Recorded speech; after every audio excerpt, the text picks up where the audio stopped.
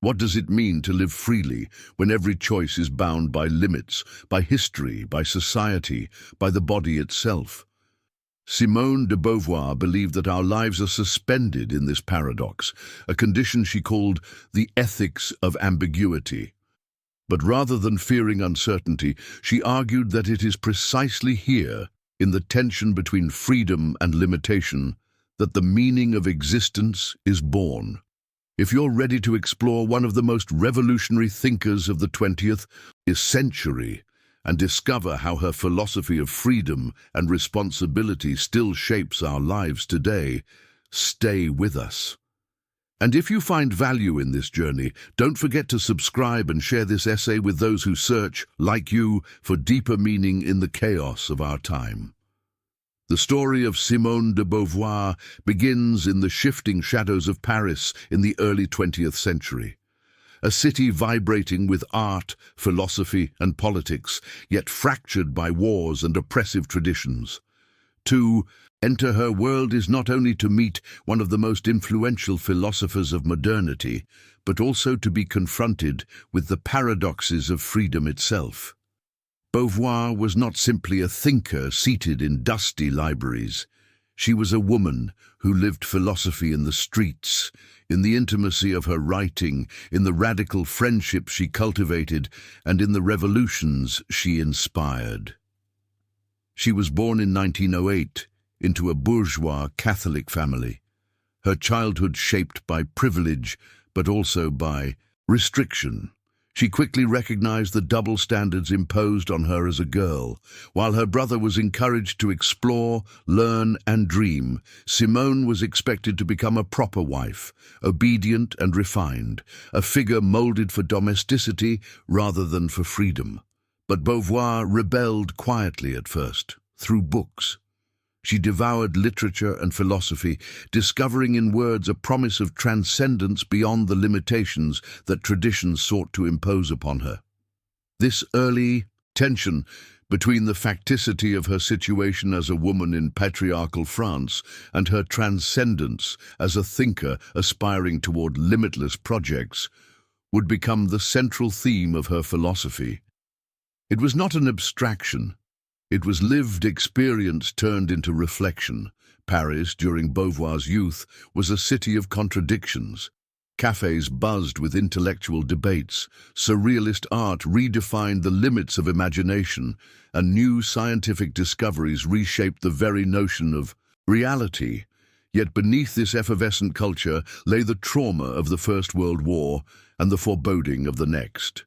Beauvoir entered the prestigious Sorbonne, where she encountered philosophers such as Henri Bergson and, more fatefully, Jean-Paul Sartre. Meeting Sartre was like finding a mirror in which her own philosophical anxieties were reflected, though distorted. They would form one of the most famous intellectual partnerships in history, a bond not of conformity, but of tension, independence, and relentless dialogue. It is tempting to define Beauvoir merely through Sartre, but that would be a grave injustice.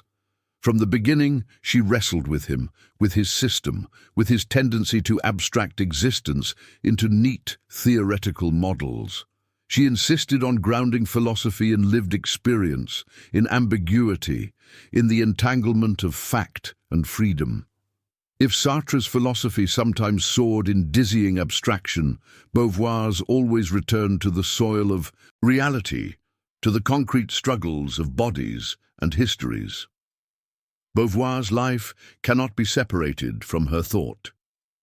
She lived through German occupation during World War II, through the suffocating presence of fascism in Europe, through the decolonization struggles that shook Africa and Asia, through the rise of feminism and the cultural revolutions of the 1960s. In each of these moments, she refused to remain a passive observer. Her philosophy was not an ivory tower exercise. It was a weapon forged in the fire of political urgency. During the Nazi occupation, Beauvoir and Sartre became part of the French resistance. For them, philosophy was not about withdrawing from the world, but about choosing, committing, acting. It was precisely in moments of oppression that the question of freedom became most urgent. What does it mean to be free when one's city is occupied, when censorship reigns, when human beings are reduced to pawns of ideology? For Beauvoir, freedom was never absolute. It was always situated, always intertwined with the freedom of others. In 1947, Beauvoir published The Ethics of Ambiguity, a work that crystallized her vision of existentialist ethics. At its core lies a recognition that human existence is inherently ambiguous. We are both free and limited, transcendent and finite, sovereign and vulnerable. Traditional philosophy often sought to eliminate this ambiguity, to impose rigid categories or moral absolutes. Beauvoir, in contrast, embraced it. To live authentically, she argued, is not to escape ambiguity, but to inhabit it responsibly. This means recognizing our freedom while acknowledging the constraints of history, biology, and society. It means understanding that our projects gain meaning only in relation to others, that my freedom depends on your freedom, and that to deny the freedom of another is ultimately to deny my own. One cannot understand Beauvoir without also reading her novels and memoirs. Unlike many philosophers who confined themselves to treatises, she turned to fiction as a way of exploring the dilemmas of existence. In She Came to Stay, The Mandarins, and later in her autobiographical works, Beauvoir dramatized philosophical conflicts through characters caught between passion and responsibility, desire and duty, individual dreams and collective struggles. For her, literature was not a lesser form of philosophy, it was its natural extension. Through narrative, she could illuminate the grey zones of moral life, where no simple formula suffices. In this sense, Beauvoir stands alongside Dostoevsky and Camus as a writer-philosopher, one who insists that philosophy must breathe with the messiness of real life. Perhaps the most radical aspect of Beauvoir's thought was her insistence on listening to the silenced voices of history. The Second Sex, published in 1949, was a philosophical earthquake. With meticulous research and searing insight, she exposed how women had been historically constructed as the other, not as autonomous beings, but as mirrors reflecting the male subject. One is not born, but becomes a woman, she declared, emphasizing that femininity is not destiny, but social construction. This was not merely a feminist slogan, it was an ontological insight. If womanhood is constructed, then so is much of what we take for granted as natural in human identity. Beauvoir thus laid the foundation for later debates about gender, sexuality, and identity, influencing thinkers from Judith Butler to bell hooks. It is easy to forget that Beauvoir's courage was not only intellectual, but deeply personal. To write about women's oppression in the 1940s, when such topics were considered scandalous, meant subjecting herself to ridicule, hostility, and even threats. Critics dismissed her as Sartre's disciple, as a woman stepping beyond her proper sphere, as a provocateur. Yet she persisted, guided by the conviction that philosophy without engagement is empty. Her own relationships, unconventional and fiercely independent, became both fuel for gossip and a lived experiment in freedom. She refused the traditional model of marriage and domesticity, choosing instead to live in what she and Sartre called a necessary love, one that allowed for other contingencies, other connections, other experiments in intimacy. Whether one admires or critiques these choices, they exemplify her refusal to separate thought from life. Why begin with Beauvoir today? Because the questions she raised remain our questions. In an age of political polarization, ecological crisis, gender debates, and technological revolutions, we too are caught in ambiguity. We long for certainty, yet we must learn to live without it. We seek freedom, yet we are entangled in systems of oppression and interdependence. Beauvoir does not offer comforting answers or final truths. Instead, she offers a framework for responsibility, to embrace our ambiguity, to act in ways that expand rather than restrict freedom, to recognize the humanity of the other, and to commit ourselves to projects that affirm life in all its complexity. To capture Beauvoir's introduction, imagine the figure of a tightrope walker. Each step is precarious, suspended between fall and progress, between gravity and balance. The rope is history, culture, biology, and circumstance. The walker is freedom, daring to move forward despite the risk. There is no solid ground, no final guarantee, only the responsibility of each step. To live, for Beauvoir, is to walk that rope, not to deny its danger but to embrace its challenge. Thus we enter Simone de Beauvoir's world, a life of rebellion and reflection, of philosophy written with ink and lived in flesh, of freedom always bound by ambiguity. The stage is set. In the coming sections, we will dive deeper into her existentialist roots, her revolutionary ethics, her critique of oppression, and her lasting legacy. But we must always remember that Beauvoir herself insisted, philosophy is not a distant abstraction. It is a way of living, a call to responsibility, and an invitation to choose. Before Simone de Beauvoir could articulate her own vision of freedom and responsibility, she first had to confront the philosophical giants whose ideas shaped the landscape of 20th century thought. These voices, Kierkegaard, Heidegger, and Sartre, did not provide her with answers, but they offered challenges, puzzles, and provocations. Beauvoir absorbed them, struggled with them, and ultimately transformed them into something unmistakably her own. The story begins with Søren Kierkegaard, a solitary figure writing in 19th century Copenhagen. He lived in the shadow of Hegel, whose philosophy promised a total system of truth, a dialectical unfolding of history toward absolute knowledge. But Kierkegaard looked at human life and saw something that the grand system ignored: the trembling individual, filled with anxiety, wrestling with despair, and longing for meaning. He declared that truth was not found in abstract categories, but in subjectivity. The most important questions, who am I, what must I do, how shall I live, cannot be answered by universal formulas. They must be lived personally, passionately, and often in the face of uncertainty. Kierkegaard spoke of the leap, the moment when an individual, without guarantees, commits to a way of life. For him, this meant the leap of faith into Christianity, but the deeper lesson was broader. Existence is not secured by knowledge alone. To exist authentically, one must decide, and decision always involves risk.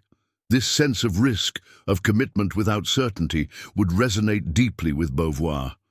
She would inherit from Kierkegaard the insistence that philosophy cannot avoid the lived anxiety of existence. Nearly a century later, Martin Heidegger reopened the question of being itself. In his monumental Being and Time, he asked, what does it mean to exist, not in general, but as this finite historical being? Heidegger named human existence Dasein, being there.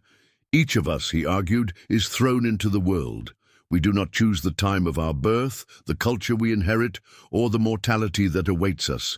This condition he called facticity. But within this thrownness, Dasein projects itself toward possibilities, toward the future. We are always more than what we are now, always reaching beyond ourselves. Authenticity, for Heidegger, meant facing both dimensions of existence, the weight of facticity and the openness of transcendence. He believed that death was the ultimate horizon, the reality that individualizes us and strips away illusions. confronting death does not plunge us into despair, but calls us back to the urgency of living authentically, making choices that are truly our own. Beauvoir studied Heidegger's philosophy closely. She recognized its power in revealing how human beings are situated, how our existence is shaped by history, culture, and mortality. Yet she also saw its limitations. Heidegger spoke of Dasein as if it were the same for everyone, abstracted from gender, race, class, or politics. Beauvoir knew this was not enough. She asked instead, what does it mean to be this person? A woman in patriarchal France, a thinker in occupied Paris, a human, being marked by both freedom and oppression. Heidegger's categories were profound, but Beauvoir brought them down to earth, into the messiness of embodied life. By the time she encountered Sartre, Beauvoir had already internalized these lessons. Kierkegaard gave her the urgency of subjective commitment. Heidegger revealed the interplay of facticity and transcendence. Sartre would add the theme of radical freedom. Together, these threads created the philosophical loom on which Beauvoir would weave her own ethics of ambiguity. Jean-Paul Sartre entered Beauvoir's life not only as a companion, but as a formidable philosophical force. His 1943 masterpiece, Being and Nothingness, attempted to map the structure of human existence with an intensity that matched the chaos of the wartime years in which it was written. Sartre argued that human beings are condemned to be free. Unlike a rock, a tree, or a chair, we are not bound by a fixed essence. We exist first, and only later do we define who we are through our choices. To live is to be in the process of becoming. This radical account of freedom was both liberating and terrifying. Sartre emphasized that no matter the circumstances, we cannot escape the burden of choosing. Even refusing to choose is still a choice. With this framework, he introduced the concept of bad faith. Bad faith occurs when we lie to ourselves about our freedom, when we hide behind roles, excuses, or determinism. The waiter who reduces himself to nothing but the role of waiter, pretending that his identity is exhausted by his job, lives in bad faith. The soldier who claims he had no choice but to follow orders denies his own responsibility.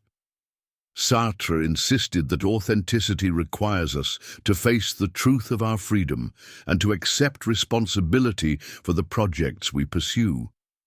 Beauvoir was deeply engaged with these ideas.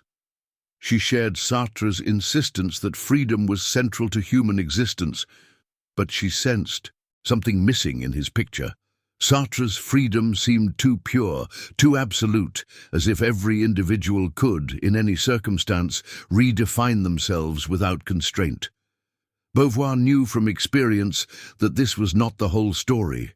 She knew what it meant to live as a woman in a society that continually defined her as secondary, what it meant to encounter barriers that no amount of inner choice could simply erase. To illustrate this difference, imagine a prisoner in his cell. Sartre would say that he remains free, for even if he cannot walk outside, he can still choose his attitude toward his imprisonment. He can interpret his confinement with defiance, resignation, or hope. But Beauvoir would respond that such freedom, though real, is incomplete. The prisoner's body remains confined, his possibilities drastically curtailed. His freedom is meaningful, but it is not the same as the freedom of someone who walks freely through the city. The same was true for women. A young man and a young woman may both desire to become writers, but the paths open to them are not identical. The man is encouraged, given authority, and assumed capable. The woman is doubted, dismissed, and told her proper role lies elsewhere. To ignore these social structures is to misunderstand the lived reality of freedom. It is never pure, it is always situated, always intertwined with limitations, always entangled with the presence of others. This is the insight that would define Beauvoir's philosophy. Freedom is not an absolute given. It is an ambiguous condition. We are free, but we are also shaped by history, biology, culture, and power. To deny this ambiguity is to misunderstand human existence. In this sense, Beauvoir both extended and corrected Sartre. Where he saw freedom as nearly limitless, she insisted on the weight of the conditions that structure life. Her dialogue with Sartre was not a simple opposition, but a dynamic exchange. In the cafés of Paris, their conversations stretched long into the night. Sartre's abstractions collided with Beauvoir's insistence on the concrete. He sought to describe freedom in terms of nothingness and transcendence. She reminded him of bodies, of oppression, of the complex interplay between individual projects and collective histories. It was this constant back and forth, this relentless testing of ideas against lived reality, that fueled both of their philosophies. Beauvoir did not reject Sartre's notion of bad faith. She embraced it, recognizing how easy it is to hide behind conventions and roles. But she saw that bad faith was not just a personal failing. It was also reinforced by institutions, traditions, and systems of power. A woman might deny her freedom because society has taught her to. A worker might surrender his agency because the structure of labor leaves him few choices. In this way, Beauvoir expanded the concept, showing that authenticity is not only an individual task, but also a collective struggle. Beauvoir's engagement with Kierkegaard, Heidegger, and Sartre reveals the arc of her philosophical journey. She began with Kierkegaard's call to subjectivity, the reminder that truth is lived through personal commitment rather than captured by abstract systems. From Heidegger, she took the recognition that existence is always situated, that human beings are thrown into conditions not of their choosing and yet are always projecting themselves toward possibilities. And from Sartre, she absorbed the dramatic insistence on freedom, the inescapable responsibility of making choices. But Beauvoir's originality lay in refusing to stop there. Each of these thinkers, in their own way, remained incomplete. Kierkegaard tethered his leap to religious faith. Heidegger spoke of Dasein in general, neglecting the specificities of social and political life. Sartre exalted freedom almost to the point of abstraction, downplaying the structures that weigh upon it. Beauvoir brought their insights together and reshaped them into something new, something that spoke directly to the reality of lived existence. Her philosophy was not content to hover in the realm of theory. It had to descend into the world of bodies and histories, into the experiences of women, workers, colonized peoples, and lovers. Philosophy, for Beauvoir, had to remain faithful to ambiguity, the coexistence of freedom and limitation, transcendence and facticity, possibility and constraint. To capture this transformation, imagine a loom stretched with threads of different colors. Kierkegaard provides the thread of passionate subjectivity. Heidegger adds the thread of facticity and transcendence. Sartre weaves the bold line of radical freedom.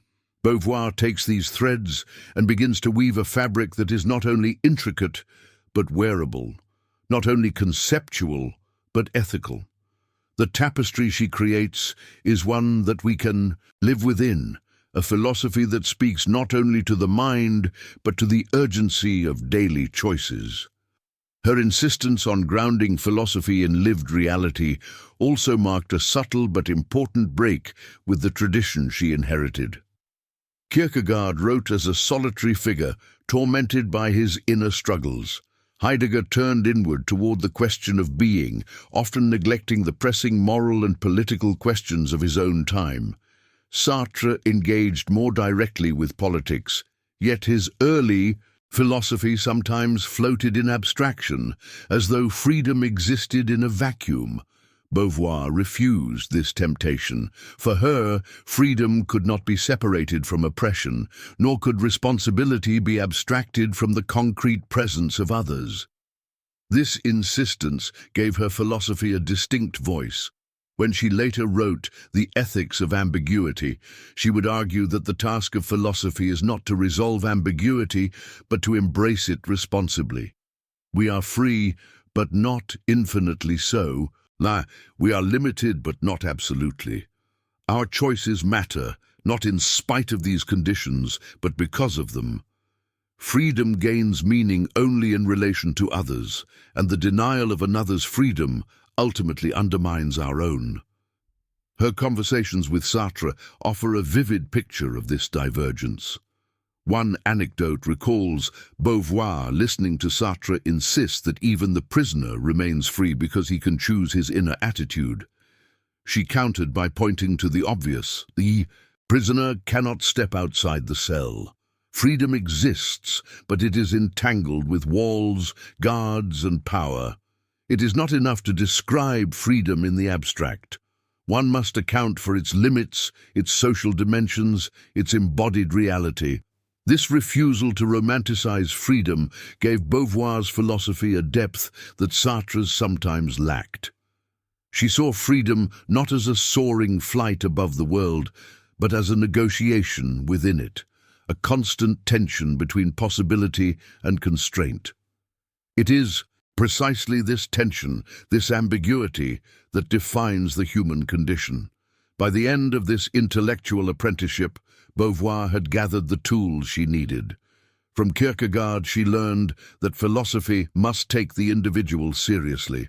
From Heidegger, she learned that existence is always situated. From Sartre, she learned that freedom is inescapable. But it was her own insight, her own lived experience, that bound these lessons into an ethical vision. Simone de Beauvoir emerged from these encounters not as a disciple, but as a thinker in her own right. She honored the existentialist tradition, yet she reshaped it to confront questions that her predecessors had overlooked. Where they had hesitated before the messiness of lived experience, she stepped directly into it. The roots of her philosophy prepared the ground for her most daring contribution, the recognition that freedom is never pure, but always ambiguous, always bound up with the presence of others and with the structures of society. It is to this insight, the ambiguity of freedom, that we now turn. The heart of Beauvoir's philosophy lies in her exploration of freedom, not as an abstract ideal, but as a lived reality marked by tension and contradiction. Freedom, she insists, is never absolute. It is always entangled with limitations, of the body, of history, of society, and of the other.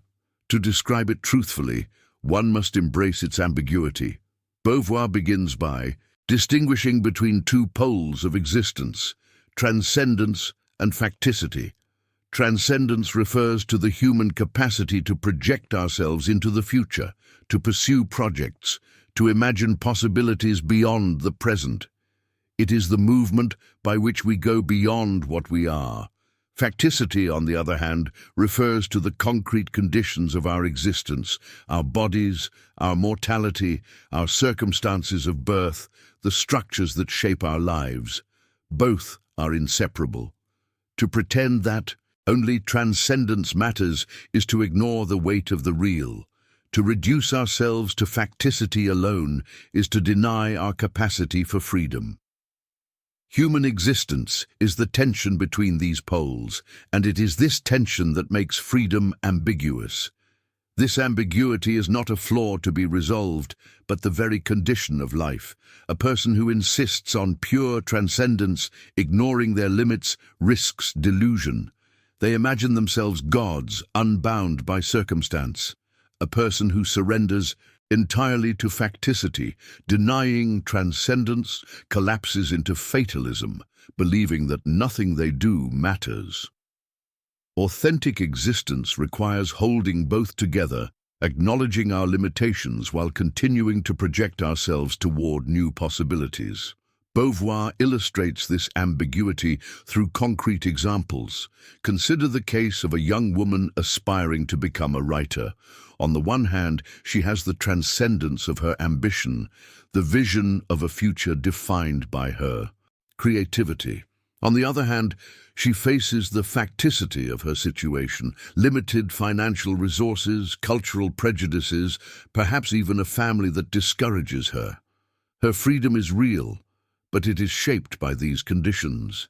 She can choose to write, but she cannot pretend those obstacles do not exist. To live authentically, she must take responsibility for her project without denying the weight of her circumstances. This intertwining of freedom and limitation is what makes human life meaningful. If freedom were absolute, unbounded by reality, choices would carry no weight. If limitation were total, leaving no room for freedom, life would be despair. It is in the interplay between them that meaning emerges. Each decision matters precisely because it is made under conditions not of our choosing. Beauvoir also emphasizes that freedom is always relational. We do not exist in isolation, but in a world populated by others whose freedoms intersect with ours. My projects gain meaning only in relation to the projects of others. To pursue freedom authentically means not only claiming my own transcendence, but also recognizing and affirming the transcendence of those around me. If I deny the freedom of another, if I treat them as an object, as less than human, I undermine the very condition that gives my own freedom meaning. This recognition has profound ethical consequences. Freedom is not a solitary achievement.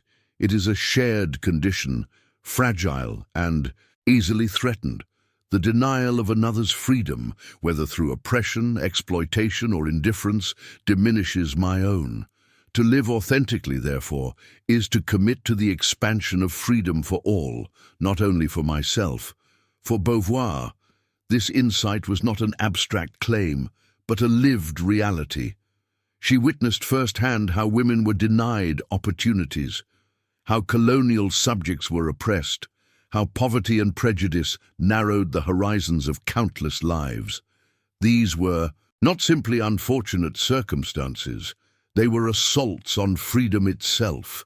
To defend freedom authentically meant confronting these structures, not retreating into the comfort of abstraction. The ambiguity of freedom thus becomes the foundation of Beauvoir's ethics. It reveals that freedom is both precious and precarious, both an individual task and a collective responsibility. It requires courage, for it means accepting that life offers no guarantees, no fixed rules to guide us. It requires humility, for it means acknowledging that our freedom is always limited and always dependent on others. It requires commitment, for it calls us to act in ways that expand rather than restrict the space of human possibility. The recognition of ambiguity forces us to reconsider how we think about morality. Traditional systems of ethics, whether rooted in religion, metaphysics, or rational principles, often seek to provide certainty. They tell us what is right and what is wrong, prescribing universal rules to be followed regardless of circumstance. Beauvoir, however, rejects this search for absolute foundations. For her, there is no external authority, no God, no eternal law, no categorical imperative that can dictate the meaning of our lives. The only foundation for ethics is the lived reality of freedom itself, with all its ambiguity. This does not mean, as some critics feared, that Beauvoir reduces morality to chaos or relativism. To the contrary, she insists that freedom itself imposes obligations. Because my existence is intertwined with the existence of others, I am responsible not only for my own projects, but also for the conditions that make those projects possible for everyone. To deny another's freedom is to contradict the very basis of my own. Thus, while there may be no absolute commandments, there is an ethical demand rooted in the structure of existence. Act in ways that affirm rather than negate the freedom of others. Consider the soldier who claims he has no choice but to obey orders, even when those orders perpetuate injustice.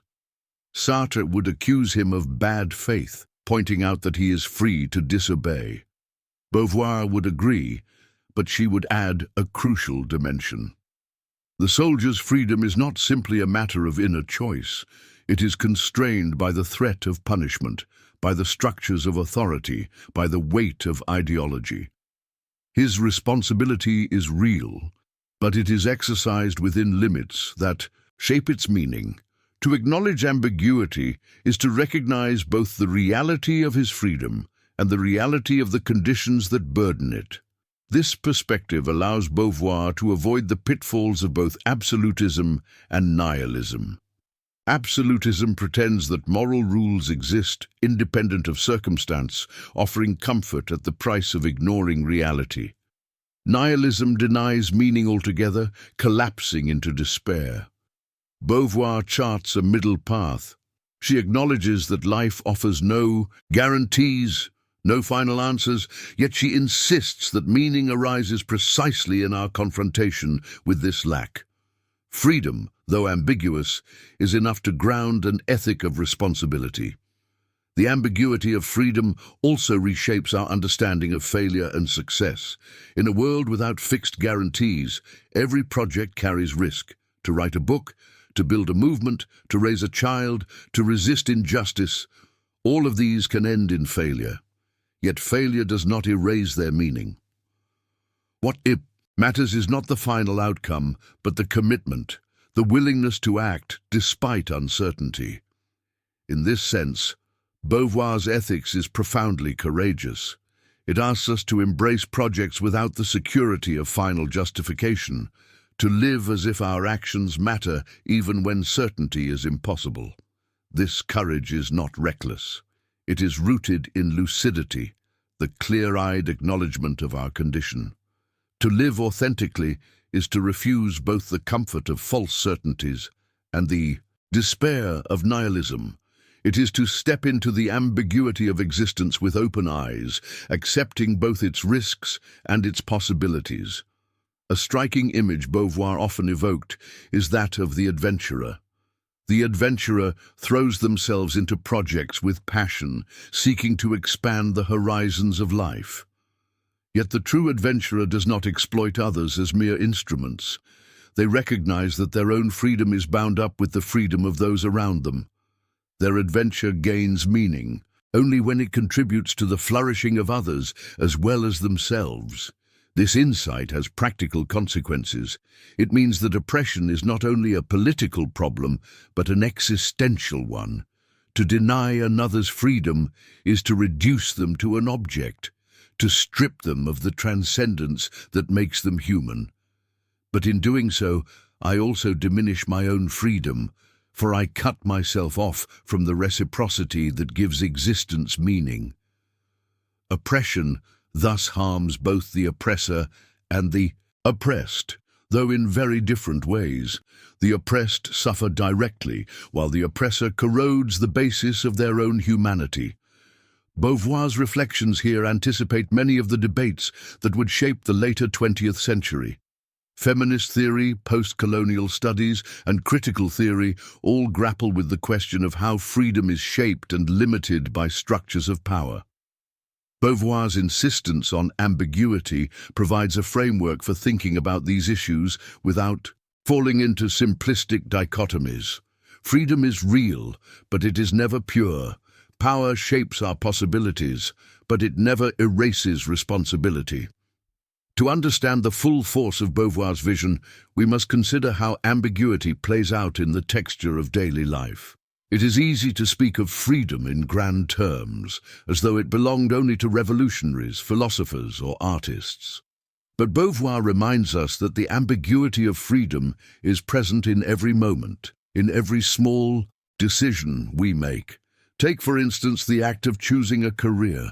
At one level, this is an expression of transcendence. The individual projects themselves into the future, imagining a life built around a certain kind of work.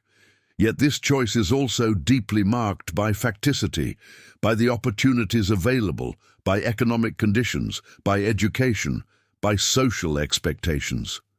A young man from a wealthy family and a young woman from a working-class background may both dream of becoming doctors. Yet the obstacles they face are not the same. One moves forward with ease, supported by networks of privilege. The other encounters resistance at every turn. Both are free, but their freedoms are unequal, shaped by conditions beyond their control. This inequality does not erase freedom, but it reveals its fragility. To live authentically in such a situation means acknowledging the weight of these conditions without surrendering to them. It means choosing in the full awareness that our possibilities are limited and that our choices are never made in isolation. Ambiguity also appears in our relationships with others.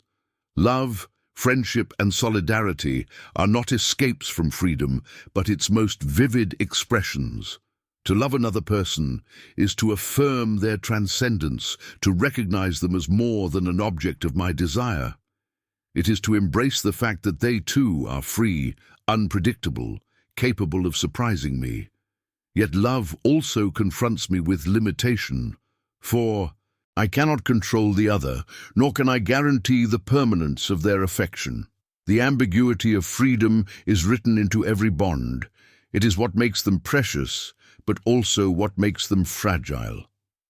Beauvoir's reflections on ambiguity thus illuminate why relationships are both the greatest source of meaning and the greatest source of suffering. To deny the other's freedom, by seeking to control them, by reducing them to an object, is to destroy the very thing that makes love possible.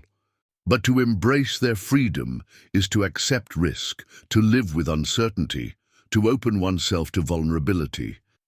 This is not a flaw in love, but its essence. The same applies to political life. To live authentically in society is not to retreat into private freedom while ignoring injustice. It is to recognize that my own projects are bound up with the projects of others. Their oppression constrains my freedom, just as my indifference to their suffering corrodes my responsibility. Authentic. Political engagement, therefore, is not a sacrifice of my individuality, but an affirmation of it. By working to expand the space of freedom for others, I expand it for myself. Beauvoir's concept of ambiguity also reshapes how we think about history.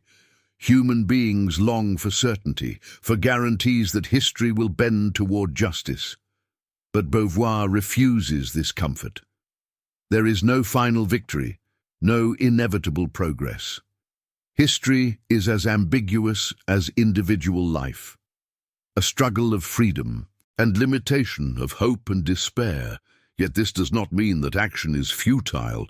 On the contrary, it means that every action matters, for nothing is predetermined. The future is open, and its meaning depends on what we do.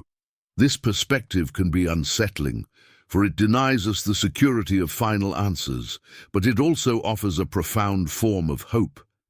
If the future is not fixed, then it is always possible to resist, to create, to transform. Even in the darkest times, freedom remains, fragile but real. In this way, the ambiguity of freedom becomes not only a philosophical insight, but a call to courage. It challenges us to act without guarantees, to commit without certainty, to love without possession, to struggle without knowing the outcome. It asks us to live fully, aware of our limitations yet determined to transcend them. As Beauvoir herself once wrote, "To will oneself moral and to will oneself free are one and the same decision." To live ethically is not to follow fixed rules, but to embrace the ambiguity of existence and to take responsibility for what we make of it. The ambiguity of freedom is thus the foundation upon which her entire philosophy rests. It shapes her critique of oppression, her analysis of the other, her reflections on gender, and her vision of ethics. It is not an obstacle to be overcome, but the very condition of human existence. By learning to live with this ambiguity, by refusing both the illusion of certainty and the despair of nihilism, we begin to live authentically. The ambiguity of freedom leads directly to Beauvoir's rethinking of ethics. If human beings are both free and limited, both transcendent and situated, then no ethical system built on absolutes can capture the reality of our condition. For centuries, philosophers and religious traditions sought to provide certainty, commandments, universal duties, eternal laws. Beauvoir dismantles this search. She argues that an ethic adequate to human life must be flexible, responsive, and grounded in ambiguity itself. To see why, consider the structure of traditional morality. Christianity, for instance, declares that good and evil are fixed by divine law. Kant's moral philosophy asserts that duty is determined by universal reason, that we must act only according to principles we could will as universal laws. Utilitarianism reduces morality to calculations of pleasure and pain. Each of these systems aspires to eliminate uncertainty, to replace the messiness of life with clear rules. But Beauvoir insists that this aspiration is misguided. Life does not present itself as a series of cases to be subsumed under universal laws. Life confronts us with situations that are unique, tangled, and ambiguous. A rigid system cannot account for the complexity of reality. To apply universal rules without regard for circumstance is not to act ethically, but to deny responsibility. For Beauvoir, true responsibility begins when we face the ambiguity of existence without retreating into the false comfort of absolutes. Ethics cannot be about following rules handed down from outside. It must be about responding authentically to the reality of freedom, my own and that of others. This does not mean, however, that everything is permitted or that morality collapses into chaos. On the contrary, Beauvoir emphasizes that the recognition of freedom imposes obligations. Because my existence has meaning only in relation to others, I must act in ways that affirm rather than deny their freedom. The denial of another's transcendence is not only a harm to them, but also a betrayal of my own condition. Ethics thus arises from the structure of existence itself, from the fact that we are free together. To live ethically, then, is to navigate ambiguity with lucidity and commitment. It is to acknowledge that there are no final guarantees, no rules that will decide for us. Each choice must be made in the full awareness of its risks, its consequences, and its relation to the freedom of others. This responsibility is heavier than that imposed by external laws, for it cannot be shifted onto God, reason, or society. It rests squarely on each individual. Yet it is also more liberating, for it recognizes the depth and dignity of human freedom. Beauvoir illustrates this through the example of the resistance during World War II. Under Nazi occupation, ordinary people were forced to make choices of immense moral weight, to collaborate, to remain passive, or to resist. All carried risks and consequences. No universal rule could decide the matter. The decision had to be made in the face of ambiguity, without certainty of success, and with the constant threat of death. Yet it was precisely in such situations that responsibility became most urgent. To act was to embrace freedom in its most dangerous form, to recognize that the meaning of life is not given, but created. This example reveals another crucial dimension of Beauvoir's ethics. It is inseparable from action. Ethics is not about contemplating ideals or following rules, but about engaging with the world.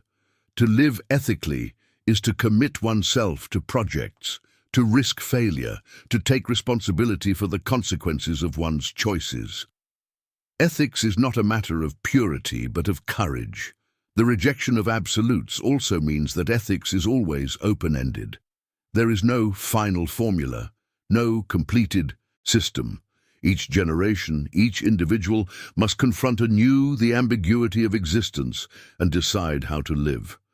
This openness is not a weakness, but a strength, for it keeps ethics alive, responsive, and dynamic. Beauvoir's vision thus stands in stark contrast to moral absolutism. Where absolutism seeks certainty, she embraces ambiguity. Where absolutism imposes rules, she calls for responsibility. Where absolutism denies the complexity of life, she insists that it is precisely this complexity that gives life meaning. Beauvoir's rejection of absolutes was not merely theoretical, it was rooted in her lived experience. As a woman, she had seen how moral systems were often used to justify oppression. Religious doctrine declared that women's proper place was in the home, that obedience was a moral duty. Social convention reinforced the idea that female ambition was selfish or unnatural.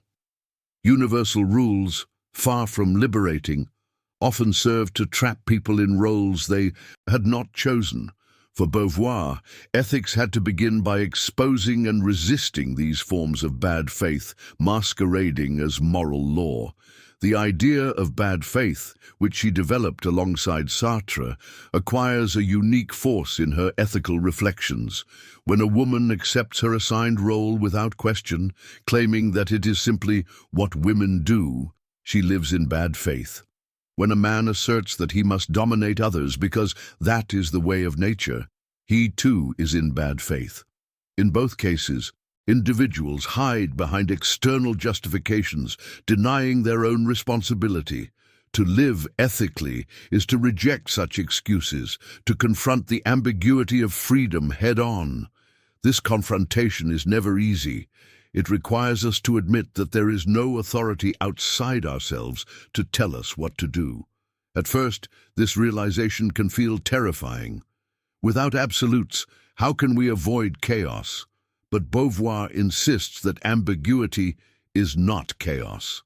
It is the ground of responsibility. Once we recognize that no one else can decide for us, we begin to grasp the depth of our freedom. This recognition also transforms how we think about virtue. In traditional systems, virtue often means obedience to rules, chastity, humility, piety, discipline. For Beauvoir, virtue cannot be reduced to obedience. It is measured by lucidity, by courage, by the capacity to act in ways that affirm freedom. A virtuous person is not one who follows the rules, but one who embraces responsibility, even when it is difficult, even when the outcome is uncertain. The resistance, once again, provides a vivid illustration. To obey the law under Nazi occupation was not virtuous, it was collaboration. To resist, even at great personal risk, was to affirm freedom against oppression. The ethical act in this case was not the one sanctioned by authority, but the one that challenged it. In moments like these, Beauvoir's rejection of absolutes reveals its true force. By refusing to let morality collapse into obedience, she keeps alive the possibility of genuine responsibility. Her view also sheds light on everyday moral dilemmas. Consider a person faced with the decision of whether to speak the truth when the truth may cause pain. A rigid system might demand absolute honesty regardless of context. Another system might demand absolute protection from harm regardless of truth. Beauvoir would insist that neither absolute suffices. The individual must confront the ambiguity of the situation, weigh the consequences, and choose with lucidity. There is no rule that will decide for them. Their responsibility is inescapable. This emphasis on ambiguity also gives Beauvoir's ethics a distinctive openness to change. Because there are no fixed formulas, there is always room to learn, to revise, to adapt. Ethics is not a completed structure, but a living process. It is shaped by dialogue, by experience, by the constant interplay of freedom and limitation. This openness makes her philosophy particularly relevant in times of social upheaval, when old certainties collapse and new possibilities emerge. It also explains why her work continues to resonate. In a world increasingly skeptical of universal claims, Beauvoir offers a framework that acknowledges complexity without giving up on responsibility. She shows that it is possible to live ethically without guarantees, to act meaningfully in a world that refuses to provide simple answers. Her philosophy speaks directly to the anxieties of modern life, where certainty is rare but freedom is real. In this way, Beauvoir redefines what it means to live morally. To be moral is not to obey. It is not to cling to absolutes. It is to embrace ambiguity with courage, to act responsibly in relation to others, to create meaning through commitment. It is a vision of ethics that is both demanding and liberating, for it refuses to let us hide behind rules, but also refuses to let us collapse into despair. The rejection of absolutes also carries profound consequences for how we think about history and politics. Systems built on certainty often lead to rigidity, dogmatism, and oppression. Political regimes that claim to embody eternal truths frequently silence dissent and punish those who deviate. By contrast, Beauvoir's ethics insists that no human system can escape ambiguity. Every political order is contingent, every law is subject to revision, every claim to authority must be questioned in the light of freedom. This does not mean that Beauvoir advocates anarchy or the absence of structure. She recognizes that societies require institutions, laws, and norms. But she warns that when these are treated as sacred absolutes, they become instruments of domination. The true measure of a political order is whether it expands or restricts the freedom of those who live within it. Institutions must be judged not by their conformity to eternal principles, but by their impact on the possibilities of real human beings. In this sense, Beauvoir's thought anticipates later critiques of ideology. Systems that present themselves as unquestionable truths, whether religious dogma, nationalist ideology, or rigid economic theories, often mask the interests of those in power. By insisting on ambiguity, Beauvoir exposes these claims as fragile and contingent. She reminds us that no authority can relieve us of responsibility, that we are always accountable for the systems we uphold or resist. This perspective also reshapes the meaning of justice. Traditional theories often define justice in terms of conformity to law or principle. For Beauvoir, justice must be measured by its relation to freedom. A just society is one that affirms the freedom of its members, one that resists the temptation to reduce individuals to mere instruments of order or efficiency. Injustice arises whenever people are treated as things rather than as free beings, whenever their transcendence is denied or suppressed. Beauvoir's rejection of absolutes also highlights the role of risk in ethical life. If there are no guaranteed formulas, then every choice involves uncertainty. We cannot know in advance whether our projects will succeed, whether our commitments will endure, whether our actions will have the effects we hope for. To live ethically is therefore to act without certainty, to risk failure. To accept that ambiguity is inescapable. This demand can feel overwhelming, but it is also what makes freedom meaningful. Without risk, there is no genuine responsibility. This embrace of risk connects Beauvoir's ethics to her broader existentialist framework. For her, existence is not something given but something created. We create meaning through our choices, through the projects we commit to, through the ways we respond to the ambiguity of life. To wait for certainty is to refuse this task, to retreat into bad faith. Authenticity requires us to move forward without guarantees, to take responsibility even when the path is unclear. It is here that Beauvoir's philosophy reveals its profound humanity. She does not offer the comfort of absolute rules or the illusion of final answers. Instead, she offers the harder but richer path of responsibility. She acknowledges our longing for certainty, but insists The true dignity lies in living without it.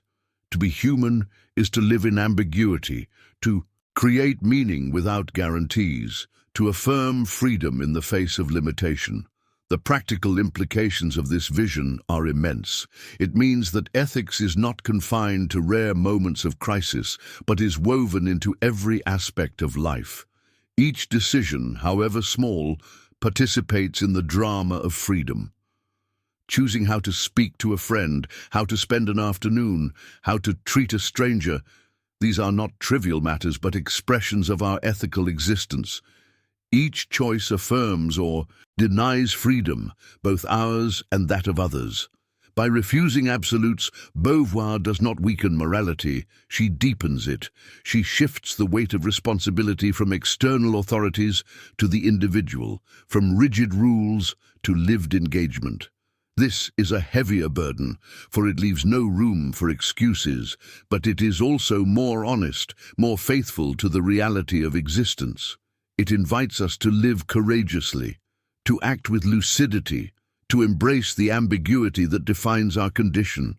Thus, Beauvoir's rejection of absolutes is not a descent into relativism, but a call to responsibility. It is an invitation to live ethically without guarantees, to recognize that meaning arises not from eternal laws, but from our lived commitment to freedom, our own and that of others. This ethic, grounded in ambiguity, is demanding, yet it is also liberating, for it reminds us that the power to create meaning lies always in our hands. At the center of Beauvoir's philosophy lies the problem of the other.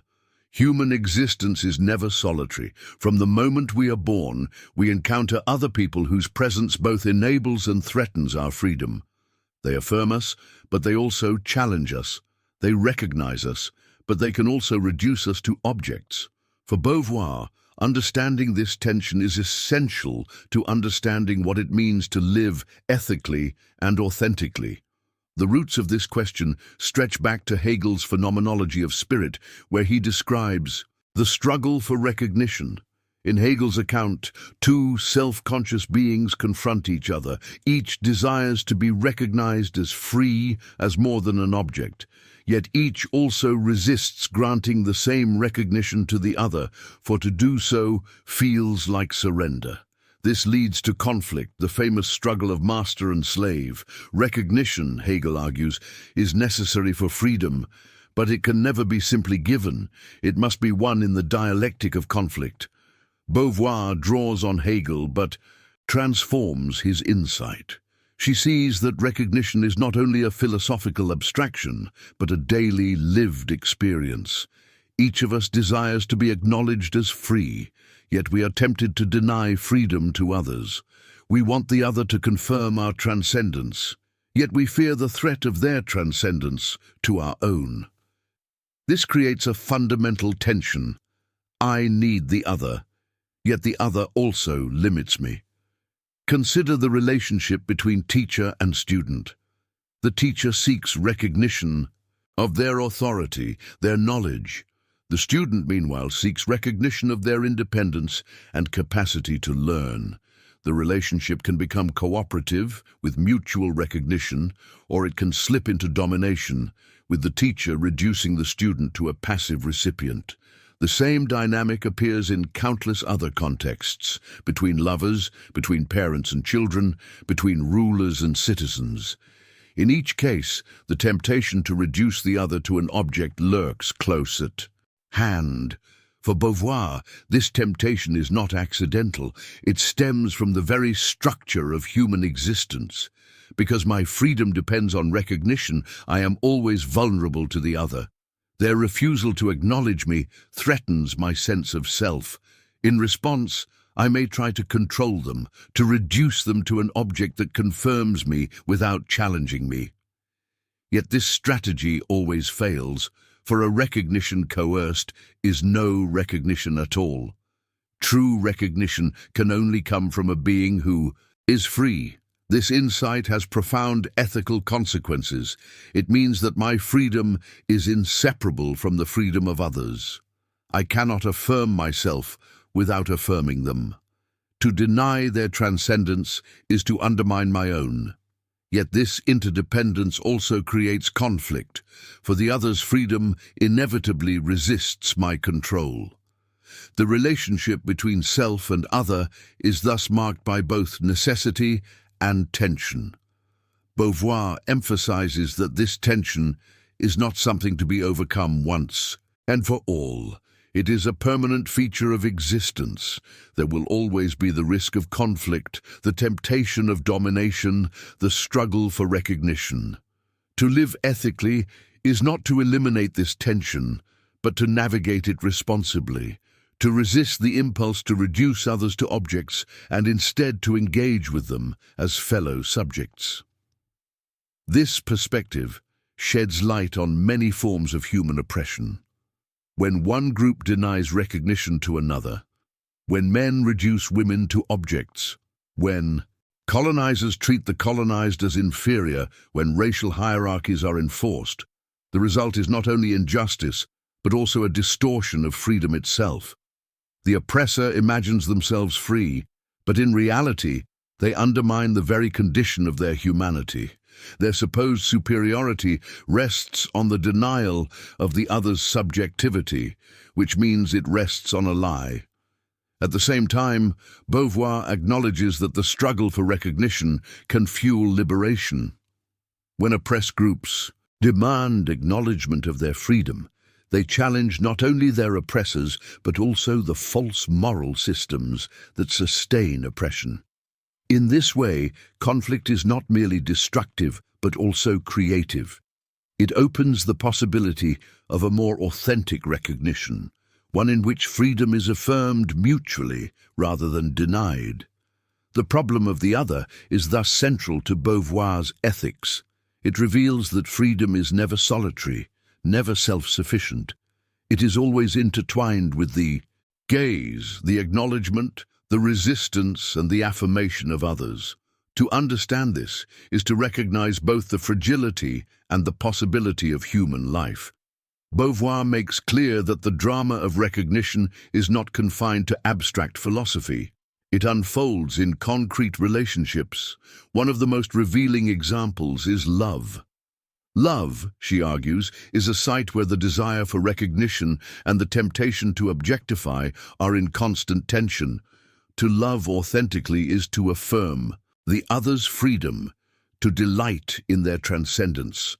Yet love also carries the risk of possessiveness, of trying to make the other wholly mine, to turn them into an object that satisfies my need for security.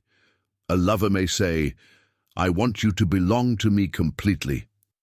But if the beloved is reduced to possession, their freedom disappears, and with it the very condition that made love meaningful.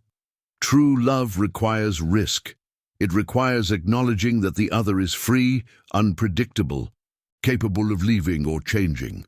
To love authentically is not to erase this risk, but to embrace it, to find joy in the fact that the other is not mine to control, but a subject whose freedom enriches my own. The same structure appears in friendship. A genuine friend is not a reflection of myself, but another center of freedom, with their own projects, desires, and limits. Friendship thrives when both acknowledge and affirm each other's subjectivity, but it withers when one attempts to dominate, when recognition becomes conditional on submission. Here again, ambiguity is unavoidable. I need my friend to recognize me, yet I must also recognize them, and there is always the possibility of betrayal or disappointment. Beauvoir's insights extend beyond personal relationships into the structures of society. Oppression, in her view, is nothing other than the systematic denial of recognition. When a society defines women as secondary, when it treats colonized peoples as inferior, when it imposes racial or class hierarchies, it is institutionalizing the refusal of the other's freedom. Oppression turns subjects into objects, reducing them to roles, stereotypes, or tools for the benefit of the dominant group. Yet Beauvoir insists that such denial is self-defeating. The oppressor imagines themselves secure in their superiority, but in truth, their freedom is hollow. They seek recognition from those they dominate, but the recognition of an enslaved or silenced other is no recognition at all. It is precisely the other's freedom that could give authenticity to recognition, and by denying it, the oppressor destroys the possibility of genuine affirmation. This helps explain why oppression breeds conflict. The oppressed demand recognition because without it, their humanity is denied. Their struggle is not only for material survival, but for acknowledgement as free beings. This struggle often takes the form of resistance, political, cultural, artistic, or even spiritual. It is through such acts of defiance that the oppressed reassert their subjectivity, insisting that they are not objects to be used, but subjects capable of choice and transcendence. Beauvoir saw this dynamic clearly in the feminist struggle. Women, she argued, had long been cast as the other, defined in relation to men, reduced to roles of wife, mother, or muse. This objectification deprived them of recognition as full subjects. But women's demands for equality, for education, for participation in public life were not simply political claims.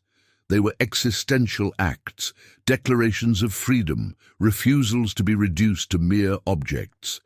This framework also illuminates colonialism. Colonizers often portrayed the colonized as childlike, backward, or incapable of self-rule. Such portrayals served to justify domination, but at the cost of denying recognition to entire peoples. The colonizer sought superiority, but ended up trapped in a false relationship, unable to receive authentic recognition from those they had silenced. The colonized, meanwhile, were forced to struggle not only for independence, but for acknowledgement of their humanity. The same logic applies in contemporary issues of race, class, and sexuality. Wherever groups are denied recognition, wherever people are treated as things rather than subjects, oppression festers. The demand for recognition is thus at the heart of every movement for liberation. It is not merely a quest for rights or resources, but for dignity, for acknowledgement as free beings whose projects and desires are as real as anyone else's. For Beauvoir, this struggle is not incidental, but fundamental. It reveals the truth of human existence, that freedom is always interdependent, always bound up with the freedom of others. To deny recognition is to deform existence. To affirm it is to make freedom possible. Ethics, then, must be built on the refusal to treat others as objects and on the commitment to foster genuine recognition wherever possible. Beauvoir's analysis of the other ultimately reveals both the danger and the promise of human relationships. The danger is domination. Because recognition is essential, the temptation to secure it by force or control is powerful. Individuals, groups, and entire societies often succumb to this temptation, seeking to make others confirm their superiority. But domination always backfires. It produces submission, not recognition, silence, not affirmation. The oppressor gains the illusion of mastery, but loses the possibility of authentic freedom. The promise, by contrast, lies in reciprocity.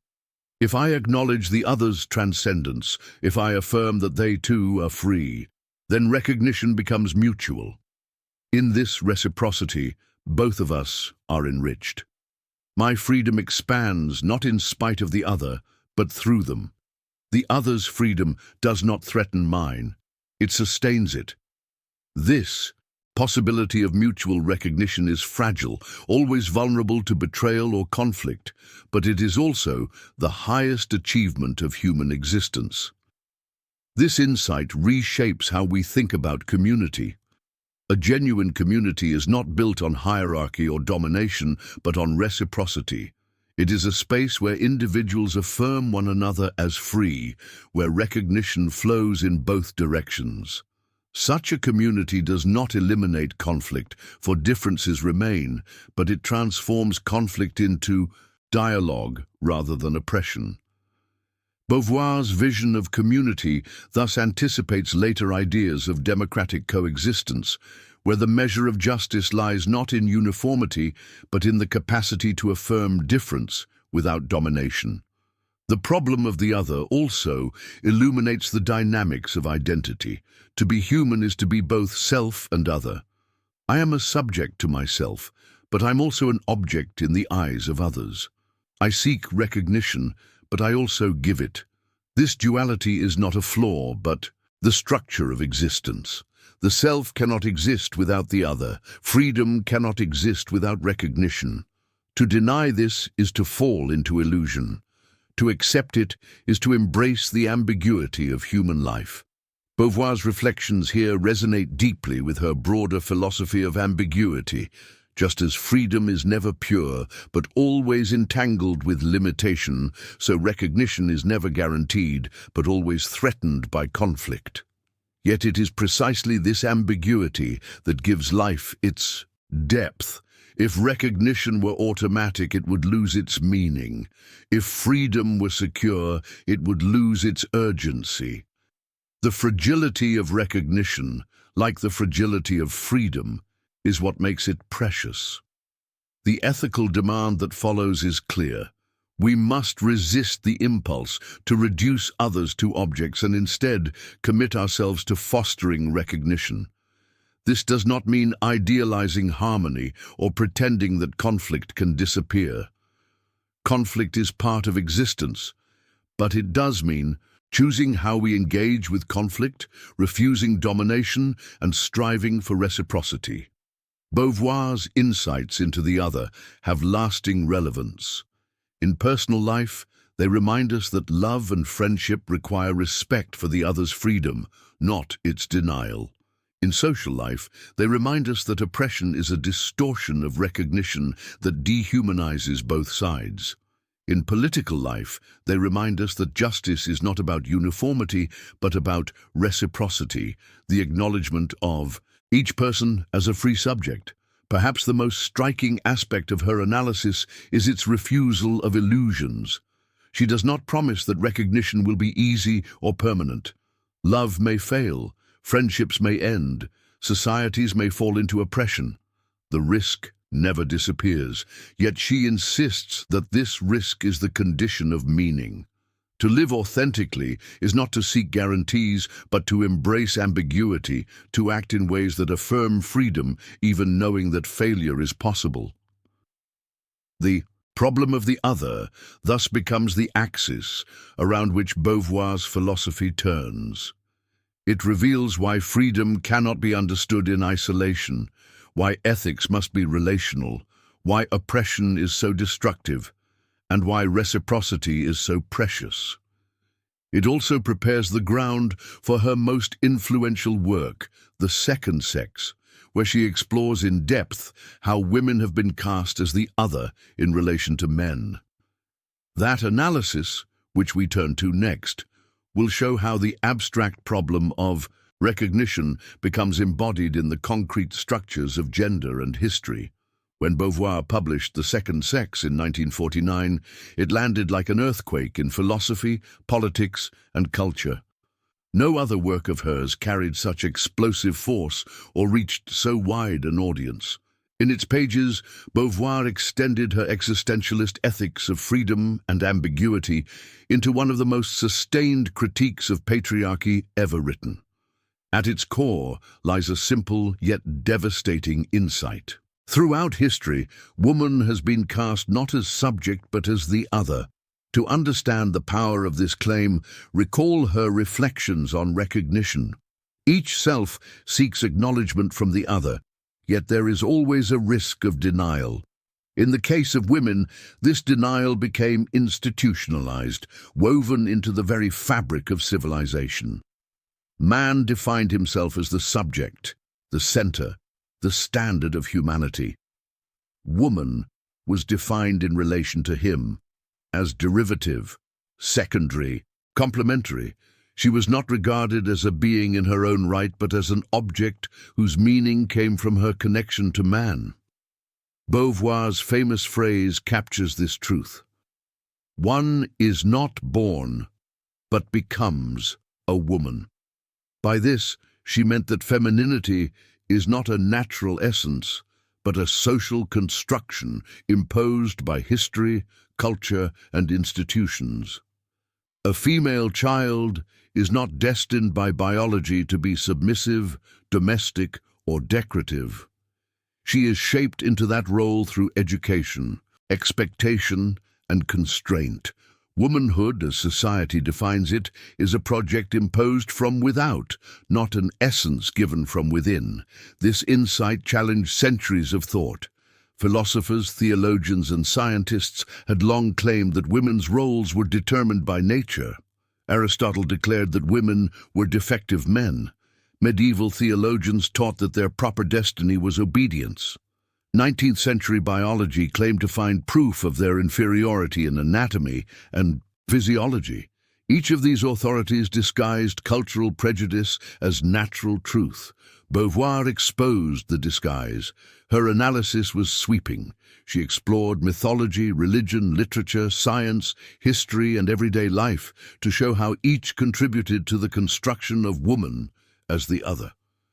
Myths portrayed women as temptresses or muses, symbols rather than subjects. Religion sanctified obedience and purity, teaching women to find their meaning in submission. Literature portrayed them as reflections of male desire, seldom as independent voices. Even biology, presented as objective fact, was filtered through assumptions that equated female physiology with limitation. The result, Beauvoir argued, was that women were denied recognition as full subjects. Their transcendence, their capacity for projects, for freedom, for self-definition, was suppressed. They were confined to immanence, reduced to repetition, domesticity, and service. Man was the actor, the adventurer, the creator. Woman was the support, the background, the helper. Yet Beauvoir did not reduce this condition to a conspiracy of men alone. She showed how women themselves often internalized the role of the other, accepting the roles prescribed to them as natural. Socialization was so pervasive that many women saw no alternative. They lived in bad faith, mistaking imposed limitations for destiny. Liberation, therefore, required not only external change, but also inner awakening, a refusal to accept the definitions imposed from without. The scandal of the second sex lay in its clarity. Beauvoir did not speak in abstractions. She described in concrete detail the ways in which girls were taught passivity, the ways in which women were restricted in education and work, the ways in which sexuality and motherhood were used to bind them to roles of service.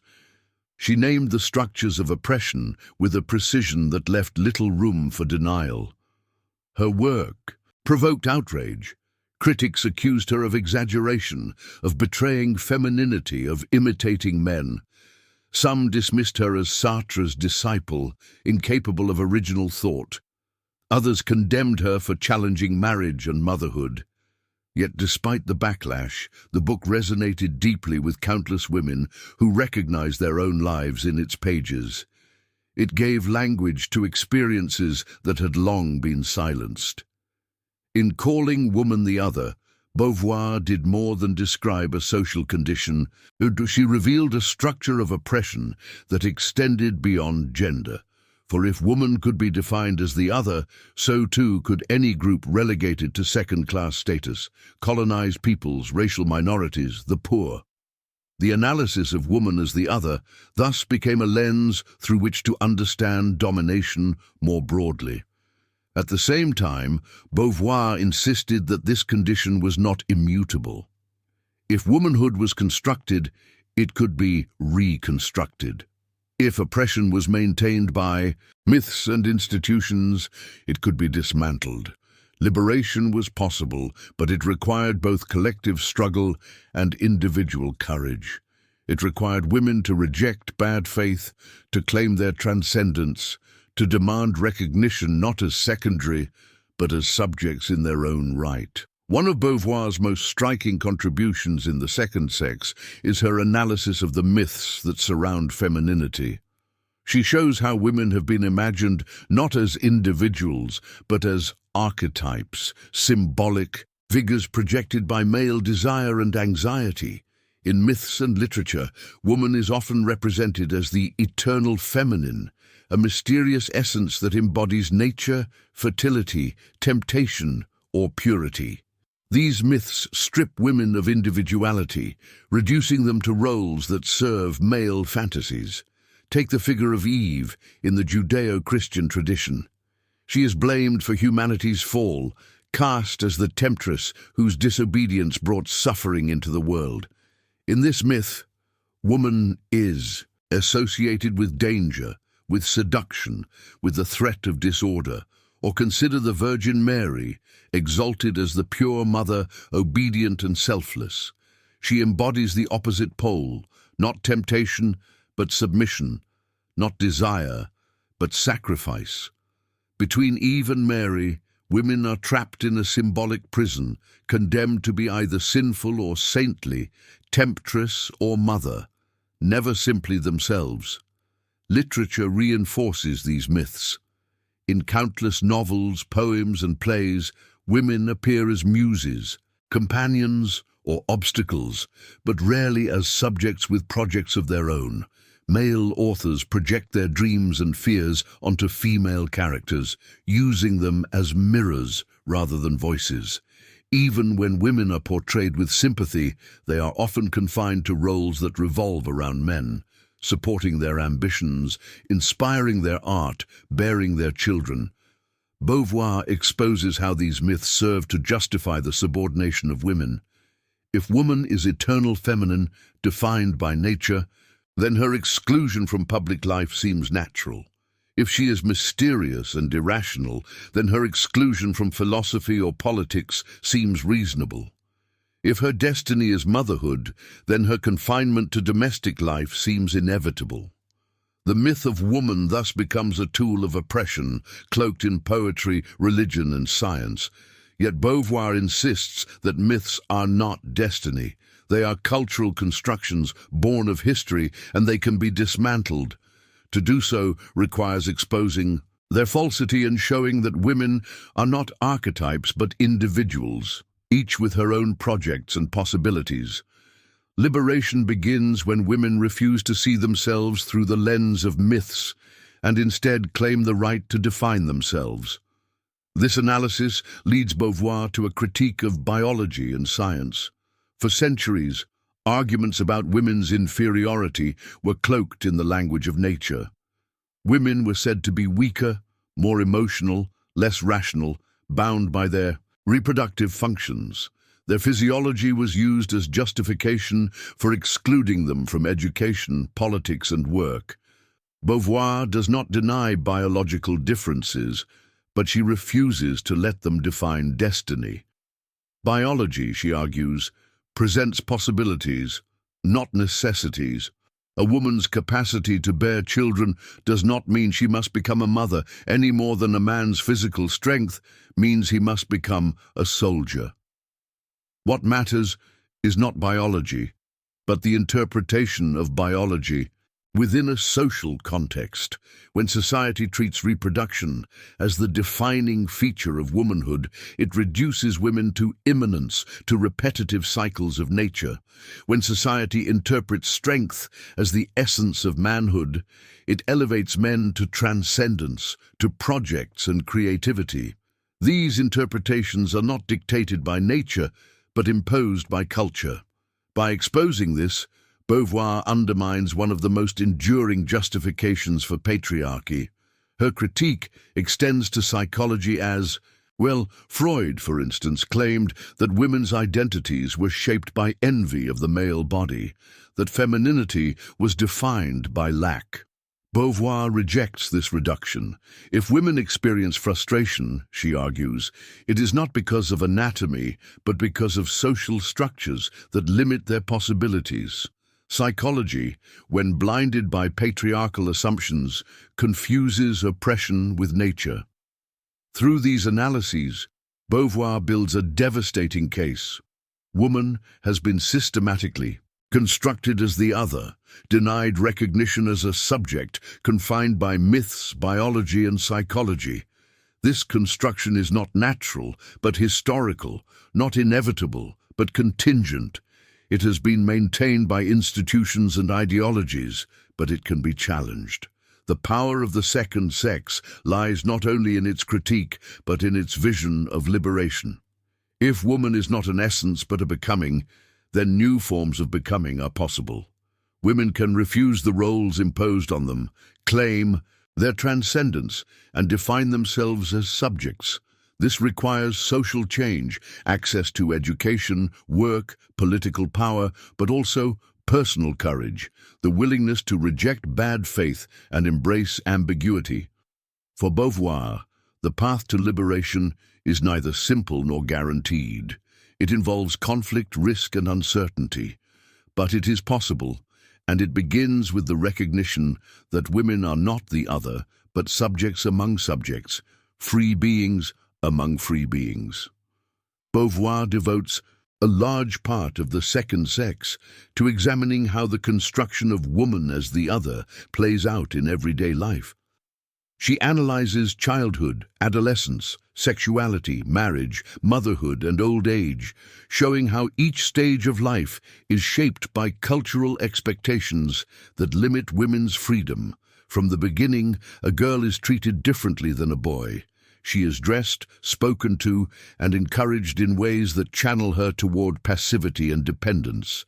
Where boys are urged to explore and assert themselves, girls are taught to please, to obey, to wait. As adolescence arrives, the gap widens. Boys are expected to project themselves into the future, to dream of careers, adventures, and independence. Girls, meanwhile, are taught to prepare for marriage, to make themselves attractive, to subordinate their ambitions to the desires of others. Their transcendence is stifled, their projects redirected into roles of service. Sexuality, instead of being a space of freedom and exploration, is often burdened with shame, control, and the demand for purity. Marriage, for many women of Beauvoir's time, became the central institution that sealed this confinement.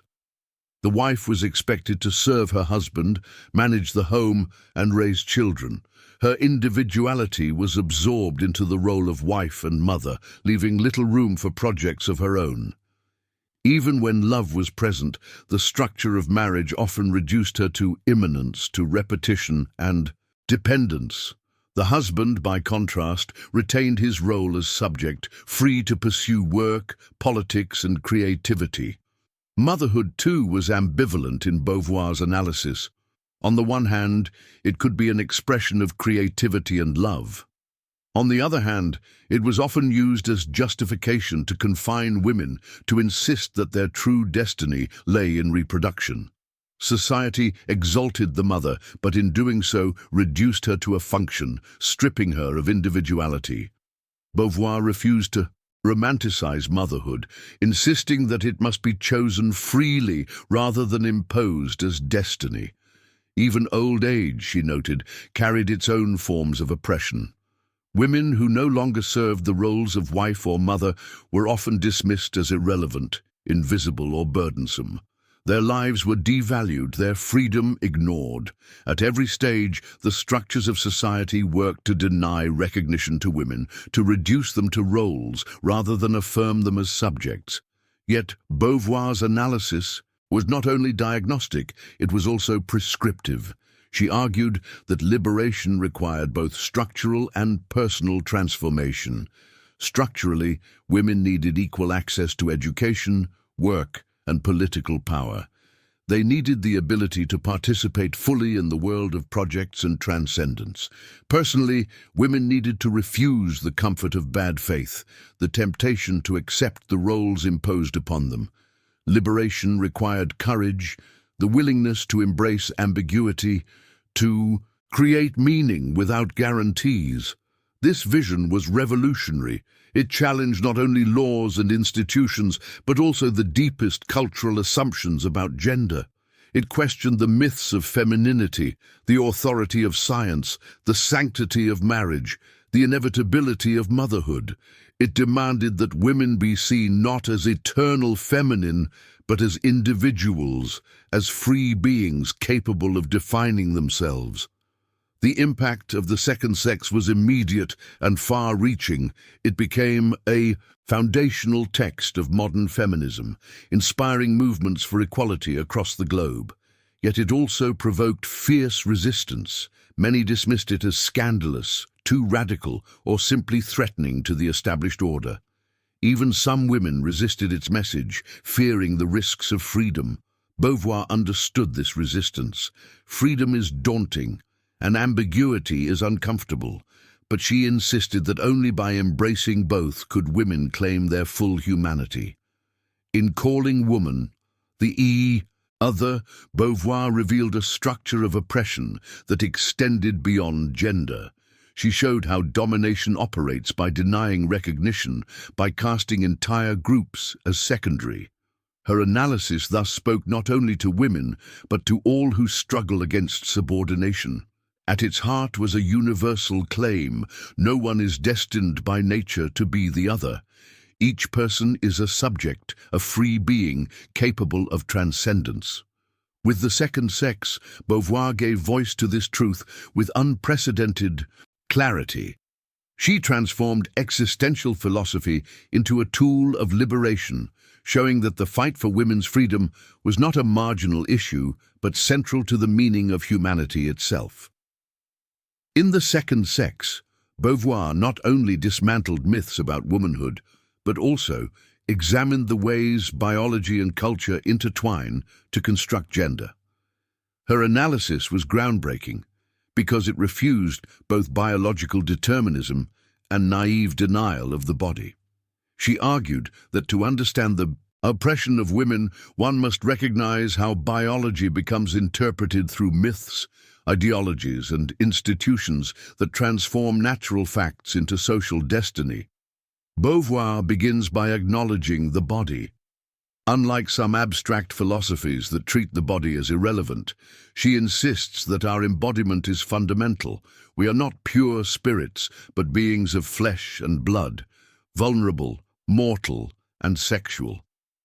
The female body, in particular, has been the focus of endless scrutiny. Its capacity for menstruation, pregnancy, and childbirth has been celebrated, feared, and controlled across cultures. For centuries, these biological functions were used to justify the confinement of women to domestic life. Yet Beauvoir refuses to reduce women to biology. Menstruation is a fact, but its meaning is not fixed. Pregnancy is a possibility, but it is not destiny. Biology presents conditions, not commands. What matters is how societies interpret those conditions. When a culture insists that a woman's true purpose is reproduction, it is not biology speaking, but ideology. Nature becomes a tool of oppression when it is used to confine women to immanence. This is why Beauvoir distinguishes between sex and gender, even if she did not use those precise terms.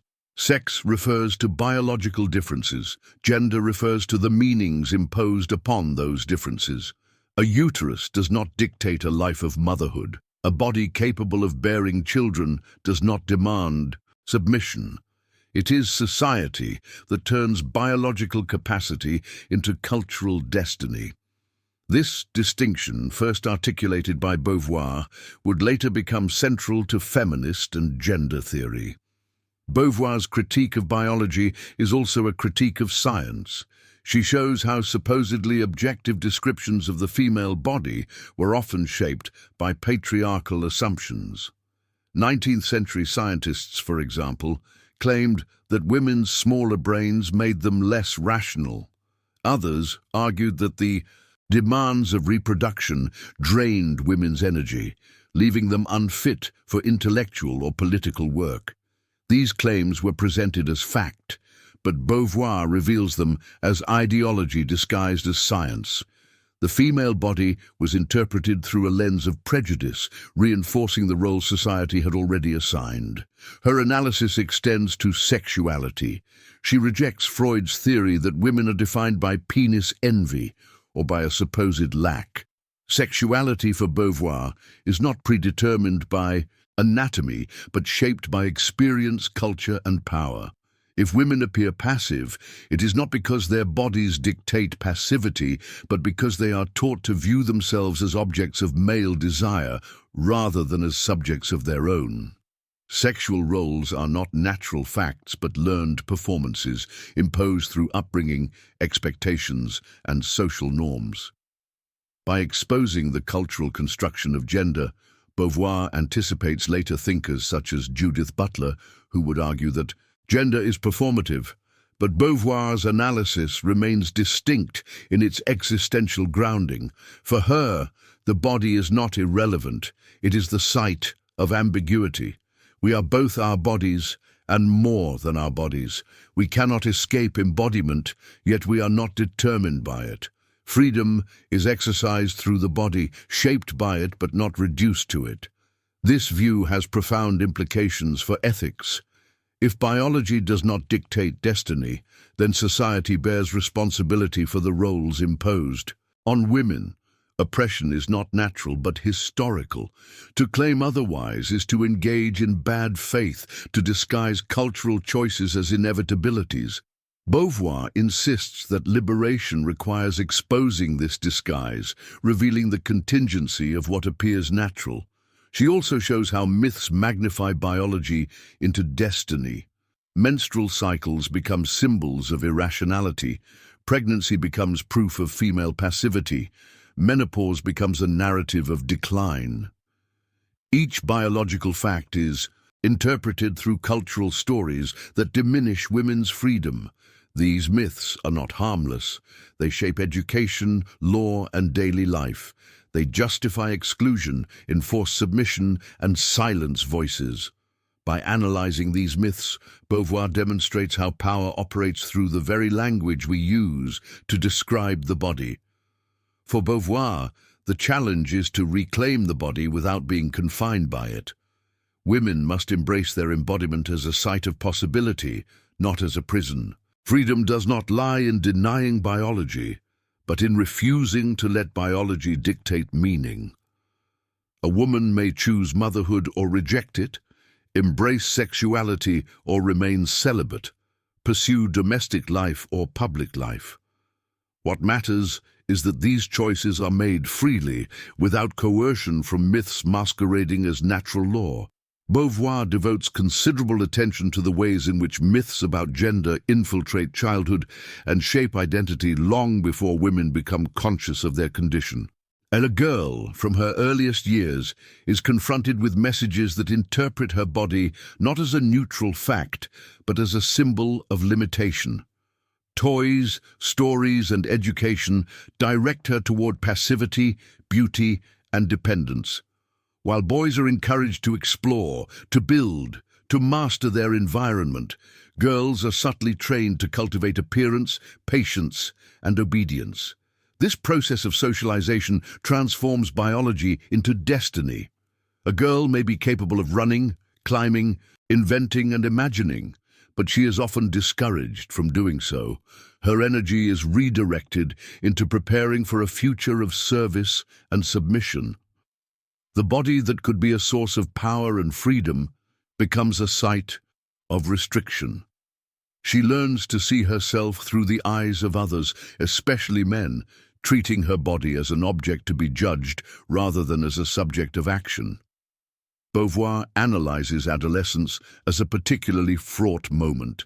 The onset of menstruation, pregnancy as a looming possibility, and the awakening of sexuality are interpreted within cultural frameworks that reinforce subordination. Instead of being initiated into freedom, young women are reminded of limits. They are taught that their worth lies in attracting a partner, that their future is tied to marriage and motherhood. Biology becomes a narrative of destiny, enforced by custom and expectation. Yet Beauvoir insists that these roles are not natural outcomes of physiology, but imposed interpretations. A body capable of reproduction does not demand domestic confinement. Sexuality does not require passivity.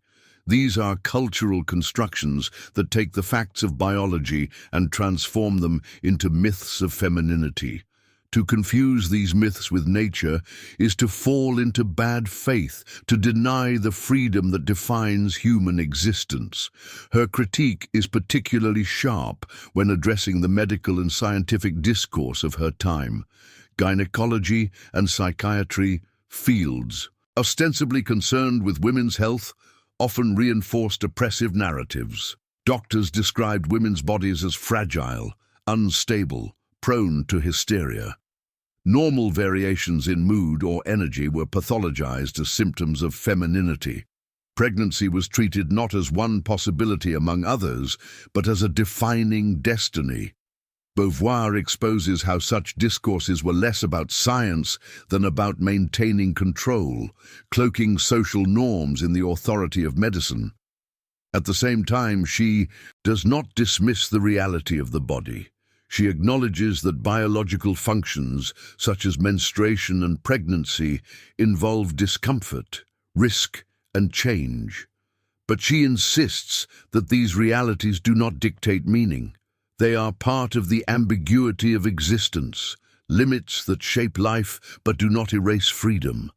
A woman is not simply a body, nor is she separate from her body.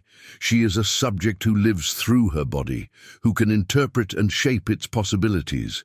This refusal to reduce women to biology also transforms how we think about sexuality. Beauvoir challenges the idea that women are naturally passive or defined primarily by their capacity to please men. Sexuality, she argues, is a realm of freedom as much as of biology. It can be shaped by mutual recognition, by pleasure, by creativity. But when society reduces sexuality to reproduction or to male desire, women's freedom is curtailed. The body becomes a cage rather than a medium of transcendence. The tomb myth of the eternal feminine plays a powerful role here. Women are portrayed as mysterious, irrational, closer to nature, defined by emotion rather than reason. These myths appear flattering on the surface, celebrating qualities like intuition or nurturing, but they serve the same function as more openly derogatory myths. They deny women recognition as full subjects. To be defined as eternal feminine is to be denied individuality, to be reduced to a type rather than affirmed as a person. Beauvoir's analysis shows how deeply these myths are embedded in language itself. Words like hysterical, derived from the Greek word for uterus, pathologize women's emotions as biological weakness. Expressions like maternal instinct assume that motherhood is natural and inevitable. Even compliments, calling women angels of the house, queens of the hearth, mask confinement as praise. By dissecting language, Beauvoir reveals how oppression operates not only through institutions but through everyday speech. Her project, then, is to unmask these myths and reveal their contingency. They are not eternal truths, but historical constructs serving particular social orders. Once exposed, they lose their power. If woman is not destined by biology, if femininity is not eternal but constructed, then new forms of becoming are possible. Women can claim their bodies not as prisons, but as instruments of freedom, not as symbols imposed from without, but as mediums of their own projects. Beauvoir's exploration of gender, myth, and biology culminates in her insistence that liberation requires a radical shift in how women relate to their own embodiment. For centuries, women were taught to see their bodies not as sources of agency, but as obstacles, burdens, or tools for others. They were valued for fertility, for beauty, for service, but rarely for freedom. To dismantle oppression, Beauvoir argues, women must reclaim their bodies as expressions of subjectivity rather than prisons of immanence. This reclamation begins with rejecting the myths that reduce women to archetypes. Myths of the mother, the virgin, the temptress, or the muse all share a common feature. They define women in relation to men. The mother exists for the child, the virgin for purity, the temptress for desire, the muse for inspiration. None of these roles recognizes the woman as a subject in her own right, with projects independent of others. By exposing these myths, Beauvoir clears space for women to assert individuality beyond archetypes. Yet liberation also requires a new interpretation of biology itself. Pregnancy, menstruation, and menopause are not fates that dictate a woman's life, but conditions she may interpret and shape. A pregnancy can be an act of freedom if chosen. It becomes oppression when imposed. Menstruation may involve discomfort, but it is not a curse or a flaw.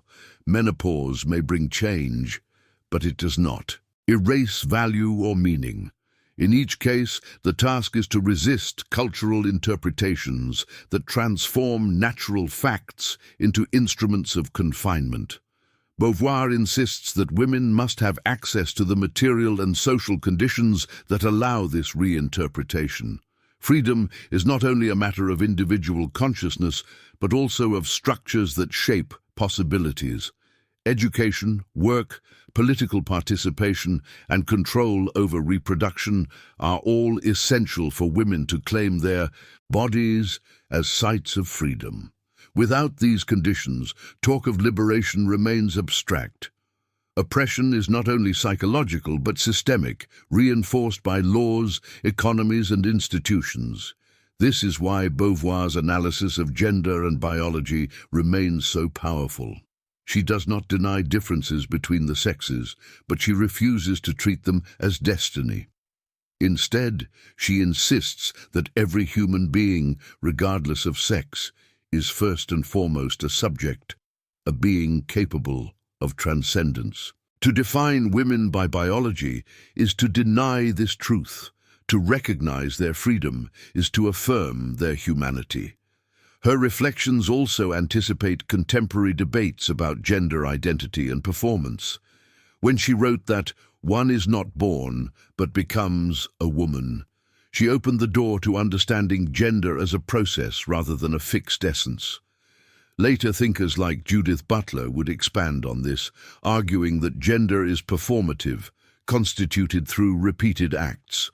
But the seed of this insight lies in Beauvoir's refusal to reduce women to biology, her insistence that womanhood is constructed. At the same time, Beauvoir never abandons the body. Unlike some who treat gender as purely discursive, she insists on the ambiguity of embodiment. We are not free-floating identities detached from flesh. We are subjects who live through bodies that both enable and limit us. Liberation, therefore, is not about transcending the body, but about transforming its meaning. It is about refusing to let biology be weaponized against freedom, while also embracing the body as the medium through which freedom is lived. The enduring relevance of Beauvoir's analysis lies in this balance. She rejects determinism without denying reality, exposes myths without dismissing embodiment, critiques oppression without denying possibility. She shows that gender is neither destiny nor illusion, but a field of struggle, where freedom and limitation intertwine. Her message is clear. Women are not eternal feminine, not archetypes, not prisoners of biology. They are subjects, free beings who can define themselves, who can reinterpret their bodies, who can create new myths and new forms of life. The task of liberation is not to deny difference, but to refuse subordination, not to erase embodiment, but to claim it as a site of freedom. With this analysis, Beauvoir not only transformed philosophy, but also laid the foundation for modern feminism. She revealed how deeply oppression is woven into myths and science, into childhood and daily life, and she offered a vision of liberation that begins with the recognition of ambiguity, the acknowledgement that we are both bodies and freedoms, both limited and transcendent. Freedom, for Beauvoir, is the central condition of human existence. It is not a luxury or an optional ideal, but the very structure of what it means to be human. Yet freedom is never pure. It is always entangled with limitation, shaped by circumstance, and confronted by the freedom of others. This ambiguity makes freedom both fragile and precious. It also explains why oppression is such a profound violation of human existence. It denies the very condition that gives life meaning. In her existential framework, to be free is to transcend the given, to project oneself into possibilities, to create meaning through action. A stone has no freedom. It simply exists as it is. A tree grows according to biological patterns beyond choice, but a human being is different. Even within constraints, even under pressure, there remains the capacity to choose, to interpret, to commit, to act. This freedom may be narrow, but it is never absent. Oppression strikes at this core. It seeks to reduce human beings to things, to deny their transcendence, to confine them to immanence. When women are told that their destiny is motherhood, when workers are reduced to mere labor power, when colonized peoples are treated as inferior, freedom is denied. These individuals are prevented from projecting themselves into possibilities, forced to live within roles imposed from outside. Their subjectivity is silenced, their transcendence stifled. Beauvoir emphasizes that oppression is not merely external. It is maintained not only by laws, institutions, and violence, but also by myths, ideologies, and habits. Oppression works by persuading the oppressed to accept their condition as natural. Women may internalize the belief that submission is their destiny. The poor may accept poverty as inevitable. Colonized peoples may be told they are incapable of self-rule.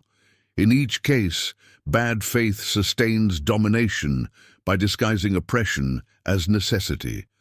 Yet Beauvoir also insists that freedom never disappears completely.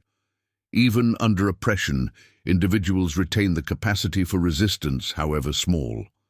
A woman who questions her assigned role, a worker who dreams of another life, a colonized subject who preserves cultural memory, each of these acts expresses freedom. Oppression can constrain and distort freedom, but it cannot extinguish it. This is why resistance is always possible, and why oppression is never complete. This understanding reshapes the meaning of responsibility. If we are always free, then we are always responsible, not only for ourselves, but also for the systems we uphold or challenge. To accept oppression passively is to participate in it. To deny one's freedom is to live in bad faith. Beauvoir refuses the comfort of excuses. Even under constraint, individuals must confront their responsibility, however limited their choices may be. At the same time, she recognizes that freedom is not exercised in a vacuum. My freedom depends on the freedom of others. To affirm myself while denying others is to betray the very structure of existence. Oppression thus becomes a contradiction. It seeks to secure the freedom of some by denying it to others, but in doing so it corrupts freedom itself. The oppressor lives in bad faith, enjoying privileges built on denial, but incapable of authentic recognition. This analysis reveals why liberation is not merely desirable, but necessary. Without it, humanity remains distorted, divided, and diminished. Oppression is not just harmful to the oppressed, it dehumanizes everyone, creating false relationships, hollow recognitions, and fragile structures of power. True freedom can only be collective, grounded in reciprocity, where each affirms the other's transcendence. Beauvoir illustrates this through concrete examples. During World War II, The Nazi occupation of France imposed a regime of domination, denying freedom through violence, censorship, and control. Yet even in such conditions, resistance emerged. Acts of sabotage, the preservation of forbidden books, the protection of the persecuted, each was a defiance of oppression, an affirmation of freedom. These acts were risky, often fatal, but they proved that even under the heaviest chains, freedom could not be erased. Oppression, then, is never final. It is always contested, always unstable, because it rests on the denial of something irrepressible, the human capacity for transcendence. It may last for centuries, shape entire civilizations, and appear unshakable. Yet as long as there is even a spark of resistance, oppression remains vulnerable. The task of ethics and politics is to nurture that spark, to expand the spaces of freedom, to challenge the structures that deny it. Beauvoir's analysis of freedom and oppression also underscores the subtlety with which domination often operates. Rarely is oppression maintained by brute force alone. More often, it is sustained by stories, rituals, and norms that make domination appear natural or even desirable. These mechanisms are so deeply embedded that those subjected to them may struggle to perceive their condition as oppressive.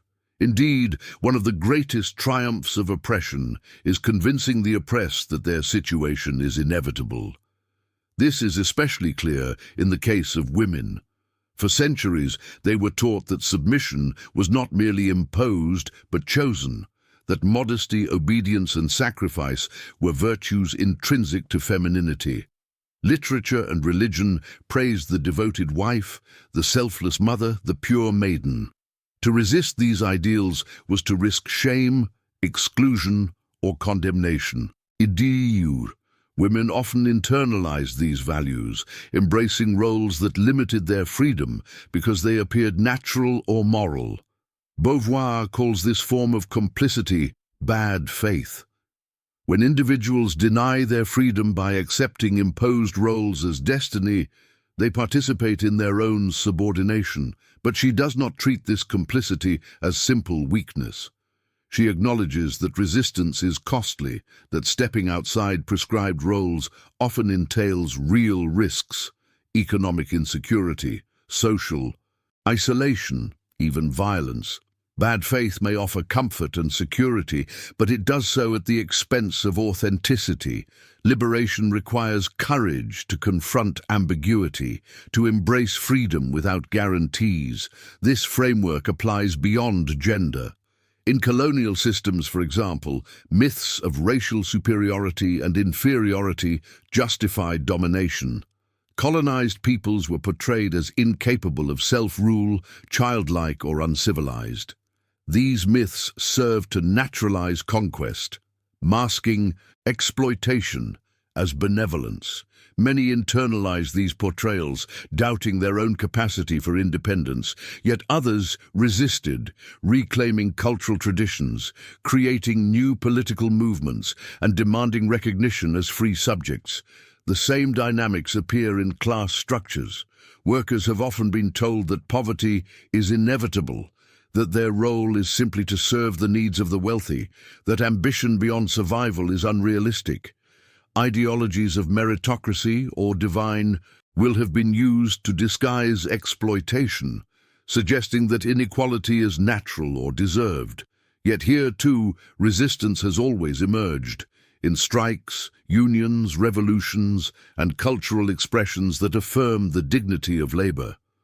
Beauvoir insists that these struggles are not peripheral, but central to the meaning of freedom. Oppression is not an unfortunate accident of history, but a recurring temptation rooted in the structure of recognition. Because we need others to affirm our freedom, the temptation to dominate them is ever present. To secure recognition without risking our own vulnerability, we may try to control or silence others. Oppression, then, is not only systemic, but existential. It reflects a failure to embrace the ambiguity of coexistence. Yet this very ambiguity also makes resistance possible. If freedom can never be fully extinguished, then every act of oppression carries within it the possibility of revolt.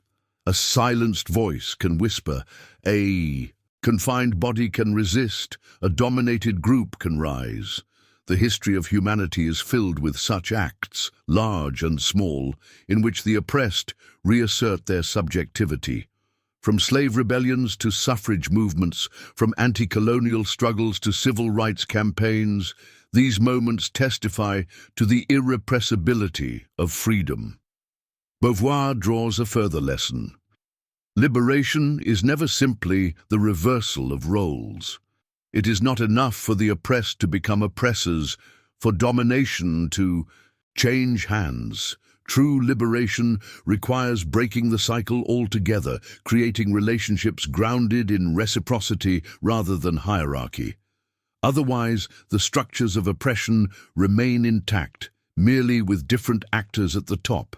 This is why she warns against revolutions that replicate the logic of domination, replacing one form of tyranny with another.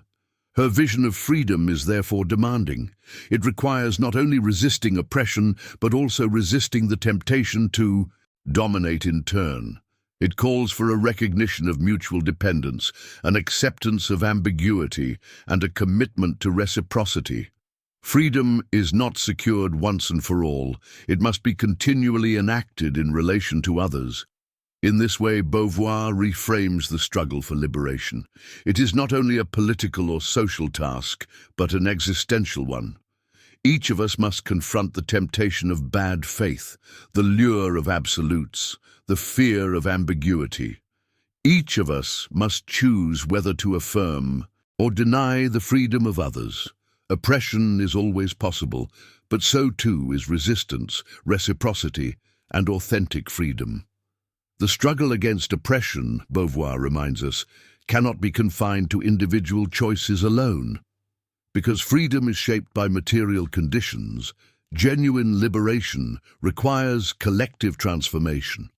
A woman may reject traditional roles, but if she lacks access to education, employment, or reproductive autonomy, her options remain severely limited. Worker may dream of another life, but without fair wages or political rights, his projects are stifled. Freedom is real only when structures make it livable. This is why Beauvoir emphasizes both personal responsibility and systemic change. On one hand, each individual must resist bad faith, refusing to accept imposed roles as destiny. On the other hand, societies must dismantle the institutions that sustain inequality. Liberation requires laws that protect equality, economies that provide opportunity, and cultures that value diversity. Without such conditions, freedom remains an abstract ideal rather than a lived reality. Beauvoir's insistence on the interplay of freedom and oppression also reveals the fragility of progress. Gains achieved by social movements can always be reversed if vigilance falters.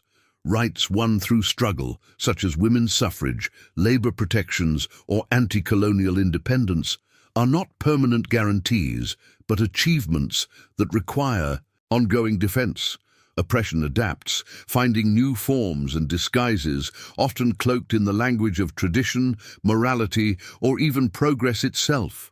This recognition fuels her ethical demand for constant engagement. To live authentically is not to seek a final resting place of certainty, but to remain vigilant, to question, to act. Freedom is never secured once and for all. It must be enacted continuously.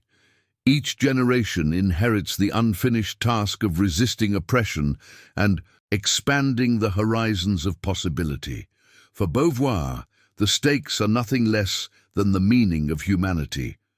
A society that denies recognition to some of its members is not fully human. It mutilates its own potential, creating relationships of domination rather than reciprocity. By contrast, a society that affirms freedom for all is one that embraces the ambiguity of existence, accepting difference without reducing it to hierarchy. This vision of shared freedom is demanding, but it is also the only path to authenticity. Beauvoir illustrates this with the concept of reciprocity. To affirm my freedom while denying yours is incoherent. My subjectivity depends on your recognition. The oppressor who seeks mastery cannot escape dependence on the oppressed. Their freedom is hollow, propped up by lies and coercion. Authentic recognition requires mutual affirmation, the acceptance that my freedom is bound up with yours. Oppression thus fails, not only ethically but ontologically. It contradicts the very structure of human existence. This vision also explains why Beauvoir rejects despair. Even in conditions of extreme domination, freedom persists as possibility. The oppressed may be silenced, but silence can be broken. They may be confined, but confinement can be resisted. History is filled with moments when the impossible became real because individuals and groups refused to accept their condition. Resistance is never guaranteed to succeed, but the very act of defiance affirms freedom and opens new possibilities. Oppression, then, is not an eternal fate, but a contingent condition. It depends on myths, institutions, and complicity. It persists because people allow it, believe in it, or fear challenging it. But because it is contingent, it can also be undone. This is why Beauvoir's philosophy is ultimately one of hope, even if it is a demanding and unsentimental hope. It calls on us to act without certainty, to embrace ambiguity, to create meaning through struggle. The lesson is clear: freedom is fragile, but it is also resilient.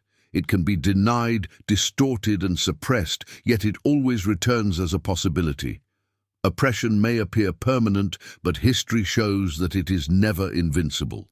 What matters is whether we choose to affirm or deny freedom, whether we live in bad faith or authenticity, whether we participate in oppression or in liberation. With this understanding, Beauvoir positions freedom not as an abstract ideal, but as the central drama of human existence.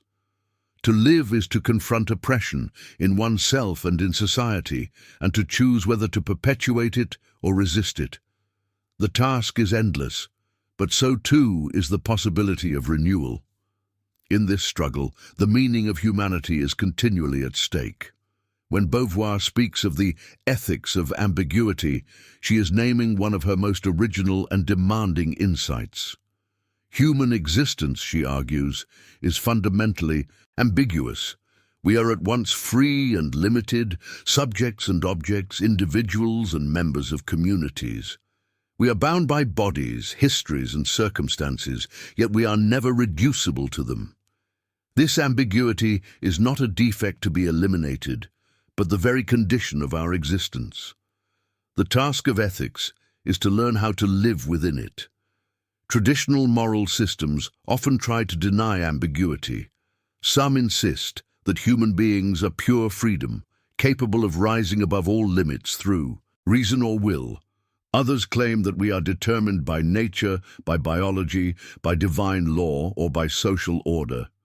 Both positions offer comfort. If we are pure freedom, then responsibility lies entirely in our hands. If we are entirely determined, then responsibility disappears, replaced by obedience. But both positions, Beauvoir argues, are illusions. We are neither absolute freedom nor pure determinism. We are both free and bound, and it is this tension that defines us. The temptation to escape ambiguity is powerful. Many seek certainty in rigid moral codes, rules that claim to dictate right and wrong once and for all. Others embrace nihilism, declaring that nothing matters, that all choices are arbitrary. Both are forms of bad faith, refusals to face the complexity of existence. For Beauvoir, authentic ethics begins when we resist these temptations and accept ambiguity as inescapable. This acceptance transforms how we think about responsibility.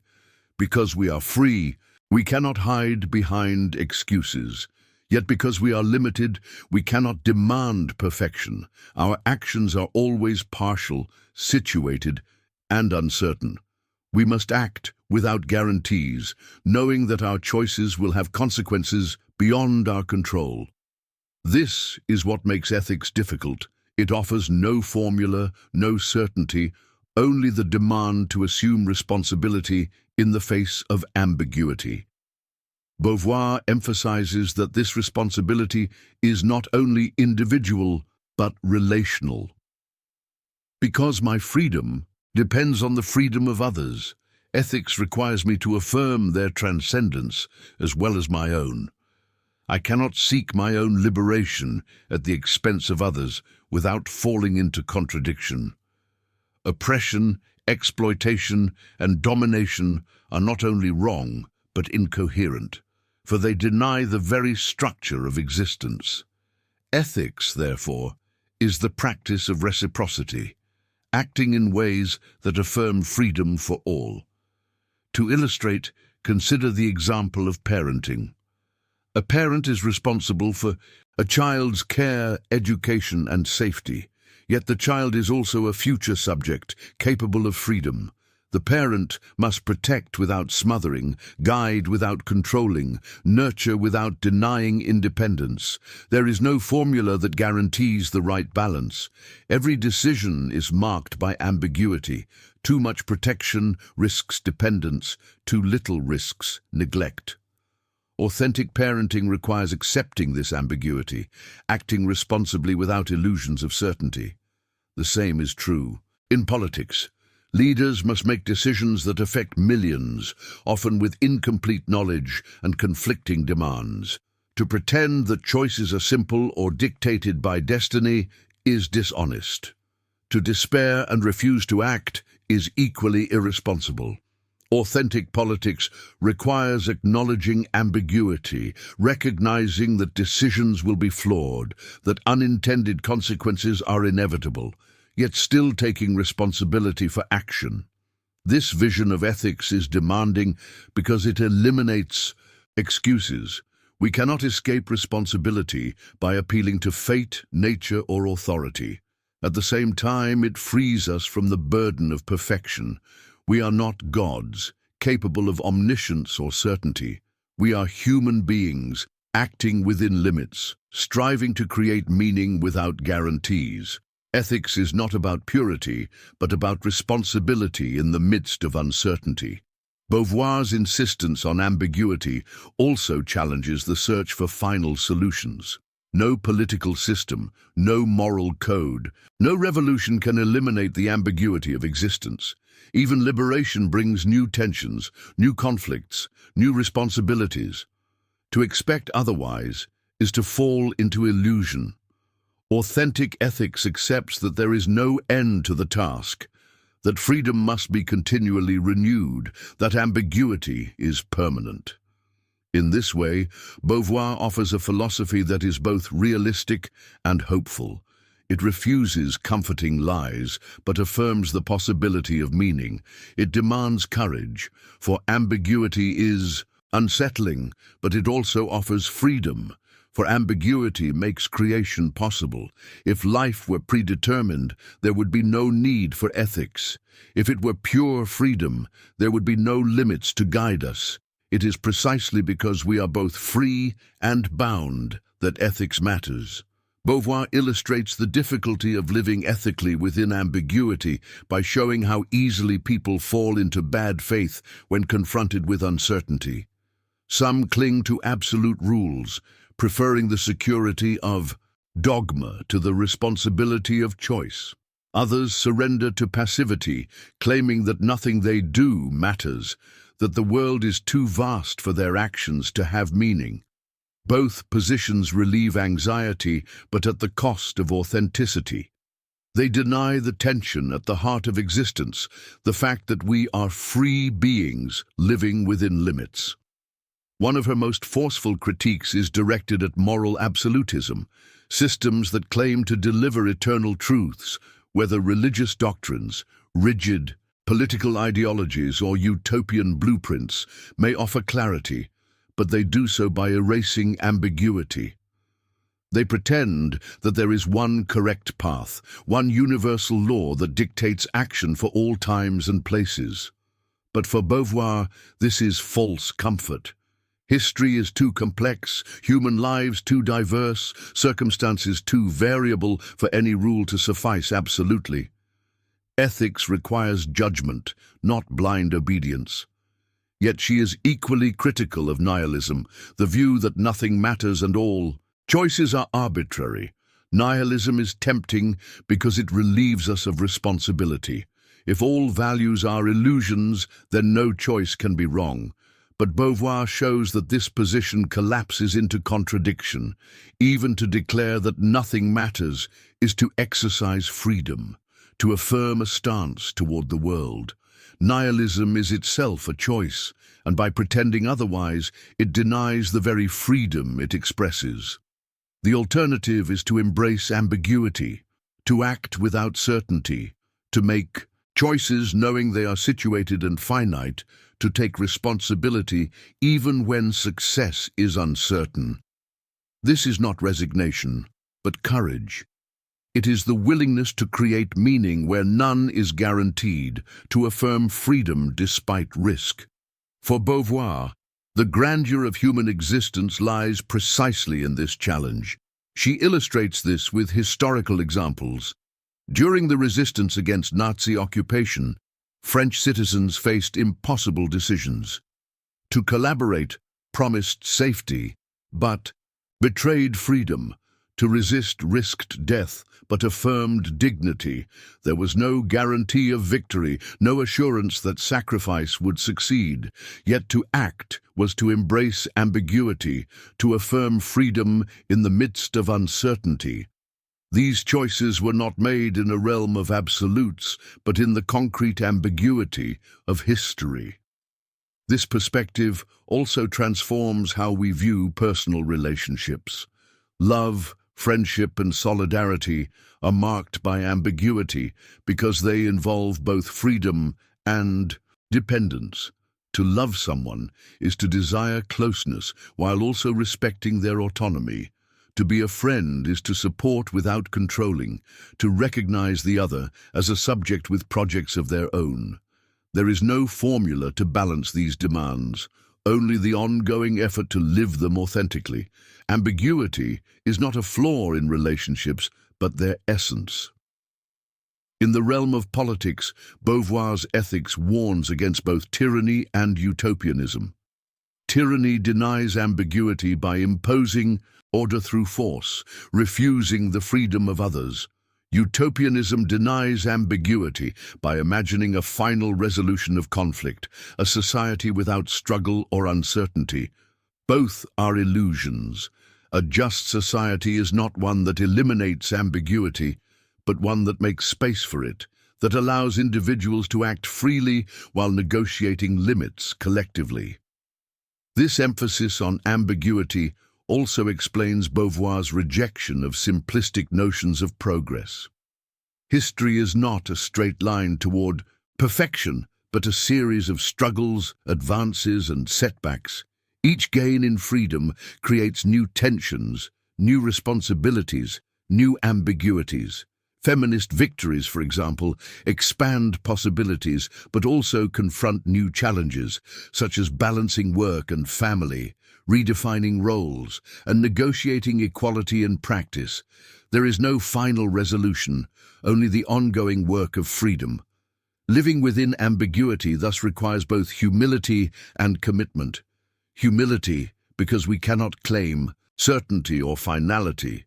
Commitment, because we must still act, still choose, still take responsibility.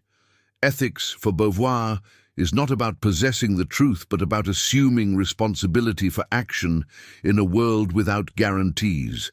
It is about refusing both the security of absolutes and the despair of nihilism, embracing instead the creative tension of freedom and limitation. In this sense, her ethics is profoundly humanistic.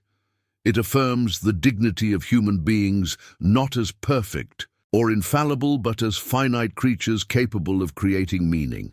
It acknowledges failure, risk, and tragedy, yet insists that these do not negate value. On the contrary, they give weight to our choices, urgency to our commitments, and depth to our relationships. For Beauvoir, the acceptance of ambiguity is not only an intellectual insight, but a way of life. It shapes how we act, how we relate to others, and how we imagine the future. To live ethically is to embrace this ambiguity, consciously, refusing both the illusion of absolute certainty and the comfort of resignation. It means affirming freedom in the face of uncertainty, acting with responsibility even when outcomes are unpredictable. One of the most profound consequences of this view is its rejection of the idea of salvation, whether religious or secular, as a final escape from ambiguity. Many systems promise that ambiguity will be resolved. Heaven will bring perfect justice. History will culminate in utopia. Progress will eliminate conflict. These promises offer comfort, but Beauvoir sees them as evasions. They encourage passivity, the hope that resolution will come from outside rather than from human action. For her, no future state can erase ambiguity. The human condition is permanent tension, and the task of ethics is to live it well. This vision does not lead to despair, but to a deeper appreciation of freedom. If ambiguity cannot be eliminated, then our choices truly matter. They cannot be absorbed into a predetermined order or guaranteed by divine plan.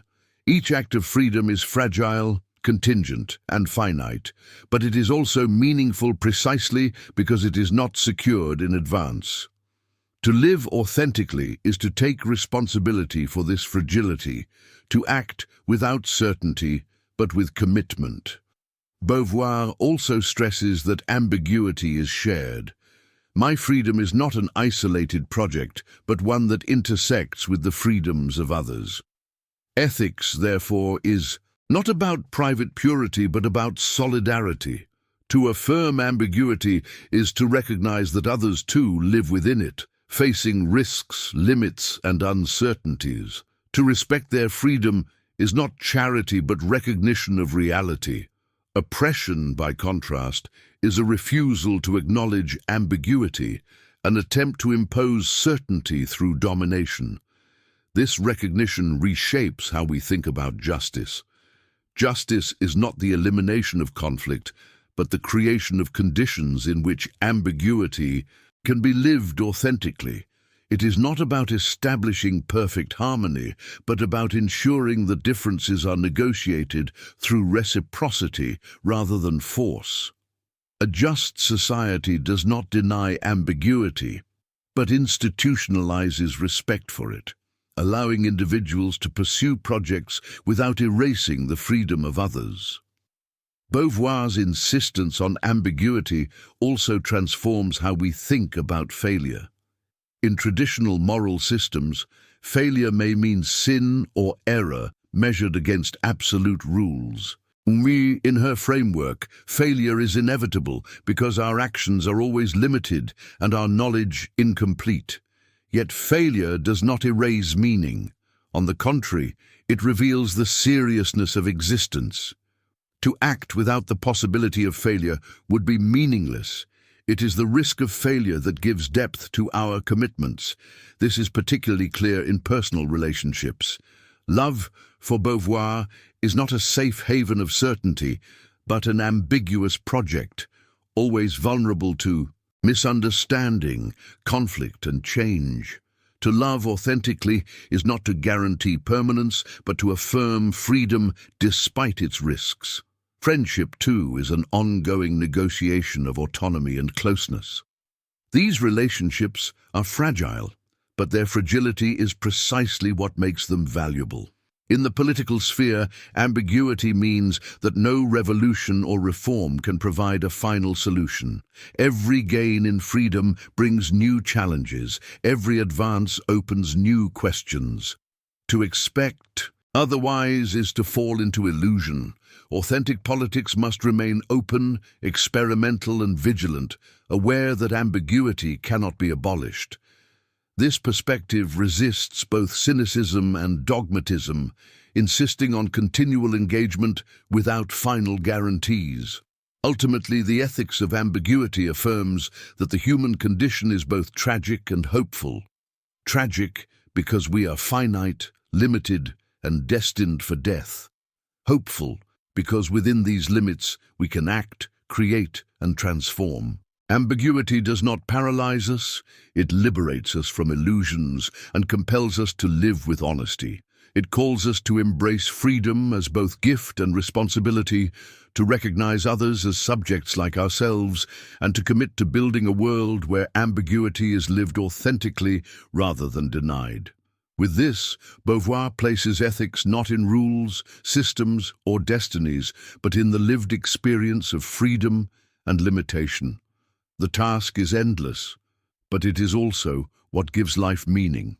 And to exist is to face ambiguity, and to live well is to affirm it with courage, creativity, and solidarity. For Beauvoir, love is one of the most revealing arenas where the tension between freedom and dependence becomes visible. Relationships between individuals expose the paradox of human existence. We are free subjects who long for recognition, yet we are also vulnerable beings who can be reduced to objects. Love, in this sense, is never simple. It is marked by ambiguity, risk, and the constant possibility of domination. Beauvoir refuses romantic illusions that portray love as pure harmony or inevitable destiny. Such portrayals, she argues, disguise the real dynamics at play. To love is to desire closeness with another person while also affirming their independence. But this balance is fragile. Too much emphasis on closeness risks suffocation, where one partner attempts to absorb the other and reduce them to an extension of the self. Too much emphasis on independence risks indifference, where intimacy fades into detachment. Authentic love, therefore, is not guaranteed, but must be continually created through mutual recognition. In The Second Sex, Beauvoir examines the specific ways in which women have been denied authentic love by being cast as the other. Cultural expectations often teach women that their highest fulfillment lies in devotion to a man, serving, pleasing, and supporting him while neglecting their own projects. In this model, love becomes sacrifice, where the woman's freedom is abandoned in order to sustain the man's. She becomes immanent, reduced to a function of his existence, while he remains transcendent, free to pursue his goals. Such relationships may appear loving, but they are distorted by inequality. Men, too, are often trapped in patterns that prevent authentic love. They are taught to seek possession, to treat women as objects of desire, conquest, or inspiration. In doing so, they deny the woman's subjectivity, reducing her to a mirror of their own ambitions. Possessive love may appear passionate, but it is ultimately destructive, for it seeks recognition without reciprocity. It aims to secure affirmation while refusing to give it in return. Beauvoir insists that authentic love is possible, but it requires both partners to embrace ambiguity. Each must recognize that the other is both free and dependent, both subject and vulnerable. Love cannot abolish freedom, it must affirm it. To love authentically is to will the other's freedom as well as one's own, to create a bond that enhances rather than diminishes subjectivity. This is not an easy task, for it means accepting uncertainty. Love offers no guarantees, no permanent security, only the ongoing effort of reciprocity. This perspective transforms how we think about intimacy. Many people seek in love an escape from ambiguity, a fusion that promises certainty and permanence. But Beauvoir warns that such fusion is illusory. No matter how close two people become, they remain distinct subjects with separate projects and freedoms. To demand total union is to deny this reality, to attempt to turn the other into an object. Authentic intimacy, by contrast, respects difference. It accepts that love will always be a negotiation between closeness and distance, unity and separation. Beauvoir's own life illustrates these tensions. Her partnership with Jean-Paul Sartre was unconventional, challenging traditional models of marriage and fidelity.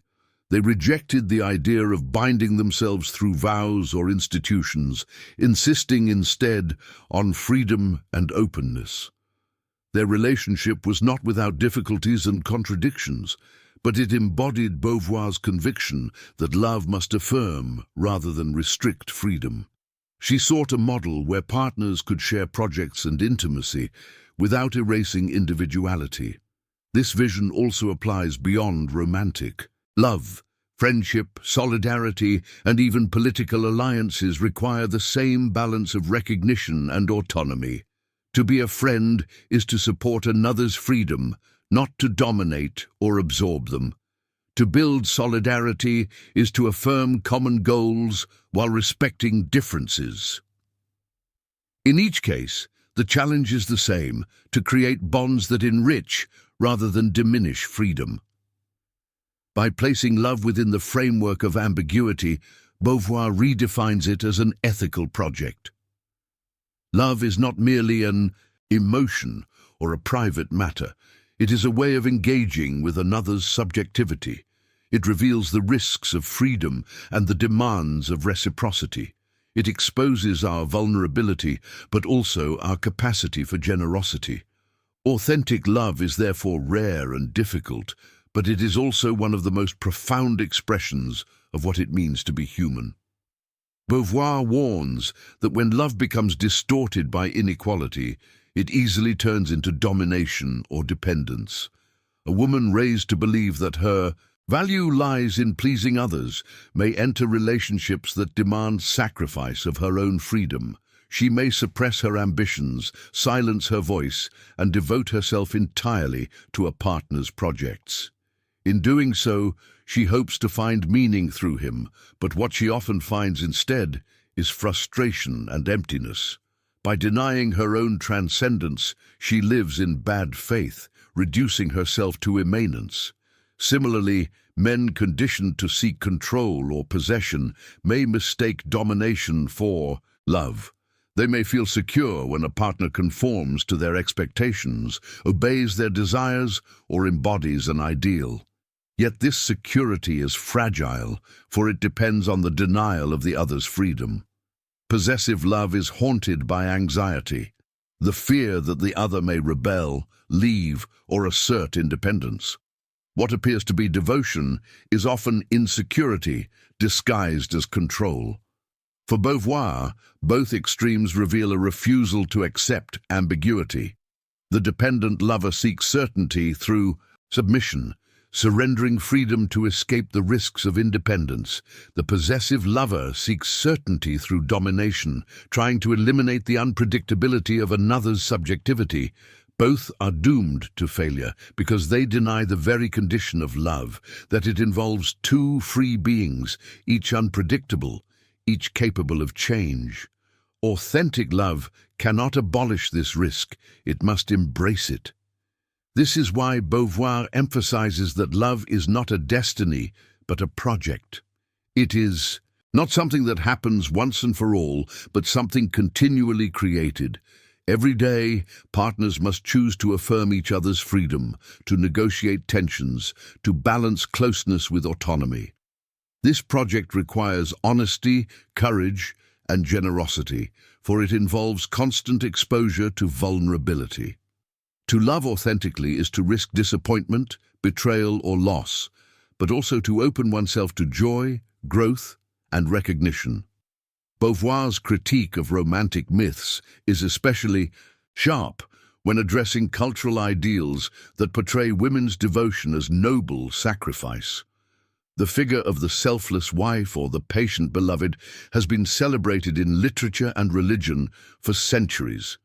Yet, Beauvoir exposes how these ideals serve to confine women, turning their subordination into virtue. To glorify sacrifice is to disguise oppression as love. Genuine love cannot demand the abandonment of one's freedom. It must be based on reciprocity. She also critiques the myth of romantic fusion, the idea that two lovers can become one, dissolving individuality in perfect unity. This fantasy promises to resolve the tension between freedom and dependence, but it is an illusion. No matter how deep the bond, two people remain distinct subjects. To attempt fusion is to erase difference, to deny the other's subjectivity. What is presented as ultimate intimacy is, in fact, a form of possession. Authentic intimacy, by contrast, respects separation. It acknowledges that love flourishes not by erasing difference, but by engaging with it. Beauvoir illustrates this by contrasting different modes of love. In idolatrous love, one partner elevates the other to the status of absolute, worshipping them as the center of existence. This form of love annihilates the lover's own freedom, turning them into a shadow of the beloved. In possessive love, the roles reverse. The lover seeks to own the other, to control and dominate. Both modes are false, for they distort reciprocity.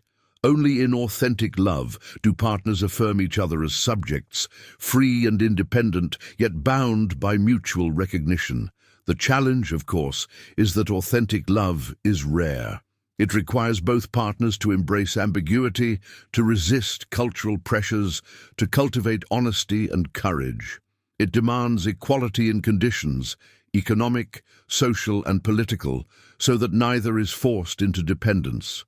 Without these conditions, authentic love is nearly impossible, for inequality breeds domination and submission. Love cannot flourish where freedom is denied. This perspective has profound implications for contemporary debates about relationships. It challenges the idea that love is a private affair detached from society. For Beauvoir, love is deeply political, for it reflects and reinforces structures of power. When women are economically dependent on men, love is distorted by necessity. When social norms glorify submission or possession, relationships become traps rather than expressions of freedom. To create authentic love, society must create conditions of equality. Authentic love, as Beauvoir envisions it, does not offer escape from ambiguity, but deepens our encounter with it. To love another person is to recognize them as a subject with their own projects, desires, and freedoms. This recognition brings joy because it affirms our own need for connection and reciprocity. Yet it also brings anxiety because the other's freedom means they can always withdraw, change, or move in directions we cannot control. Authentic love is thus inseparable from risk. Beauvoir insists that this risk is not a flaw but the essence of love. To desire guarantees in love is to desire possession, and possession destroys authenticity. The very possibility of loss gives love its intensity, for it reminds us that the bond is not secured by force, but renewed by choice. Love is not a static state, but a living project, sustained only as long as both partners actively affirm it. Its fragility is a sign of its truth. This vision challenges many cultural expectations that treat love as permanence secured by vows, institutions, or destiny. Marriage, in particular, has often been presented as the ultimate guarantee, transforming love into a legal and social contract. Beauvoir does not dismiss marriage outright, but she critiques the ways in which it has historically confined women, reducing them to roles of wife and mother. She argues that authentic love cannot depend on external guarantees. It must be chosen freely, without coercion or necessity. A bond maintained by duty rather than freedom is a distortion of love. Her reflections on love also highlight the importance of material conditions. Equality in relationships is impossible if one partner is economically dependent on the other. A woman who lacks access to education, employment, or reproductive autonomy may find herself forced into relationships out of necessity rather than choice. In such cases, love becomes intertwined with survival, and freedom is compromised. Authentic love requires not only personal commitment, but also social structures that enable independence. Beauvoir's emphasis on freedom within love anticipates later feminist critiques of domestic life. The expectation that women should find fulfillment solely in romantic devotion has been challenged as a form of confinement, narrowing their horizons and stifling their potential. Beauvoir shows that such expectations are not merely personal but cultural, reinforced by myths that glorify sacrifice and submission. To liberate love from these distortions, society must liberate women from the structures that enforce them. At the same time, Beauvoir does not reduce love to politics. She acknowledges its emotional intensity, its capacity to inspire creativity, generosity, and joy. Love can expand our sense of self, connecting us to another in ways that enrich existence. But for this to happen, it must remain grounded in reciprocity.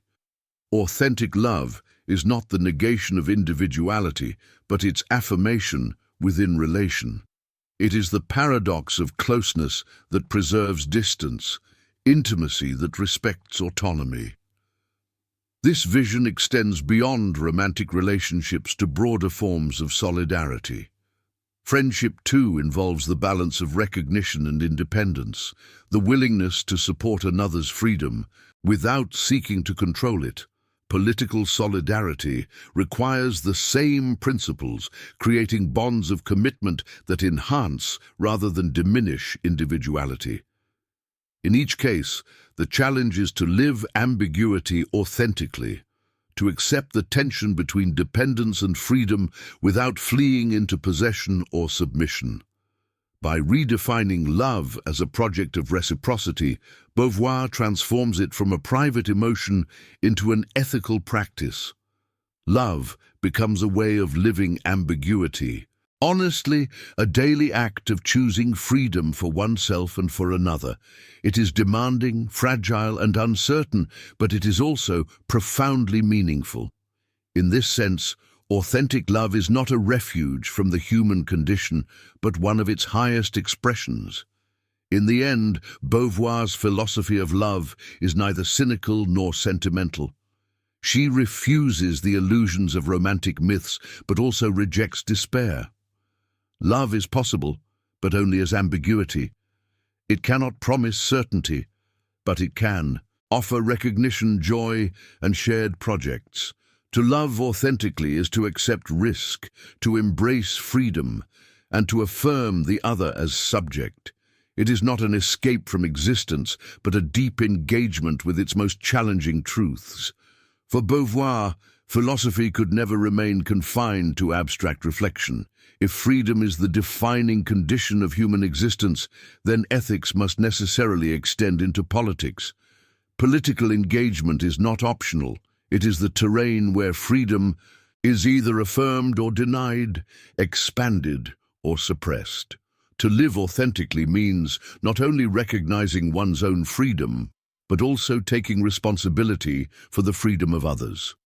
Without political action, philosophy risks becoming an escape from the very reality it seeks to illuminate. Beauvoir's own life reflects this conviction. Unlike many philosophers who separated their work from public affairs, she immersed herself in the political struggles of her time. She wrote essays, gave lectures, joined movements, and lent her voice to causes that challenged oppression. Her philosophy was inseparable from her activism, each reinforcing the other. For Beauvoir, thought without action was incomplete, and action without thought risked blindness. The two had to work together in the pursuit of liberation. The foundation of her political philosophy is the existentialist principle that freedom is relational. My freedom depends on the freedom of others. If I affirm myself while denying others, I contradict the very structure of existence. This insight gives politics its ethical urgency. Injustice is not only a harm to its victims, but also a corruption of human reality itself. Oppression is incoherent because it denies what it simultaneously presupposes, that every human being is a subject capable of transcendence. This principle leads Beauvoir to reject both individualism and collectivism in their extreme forms.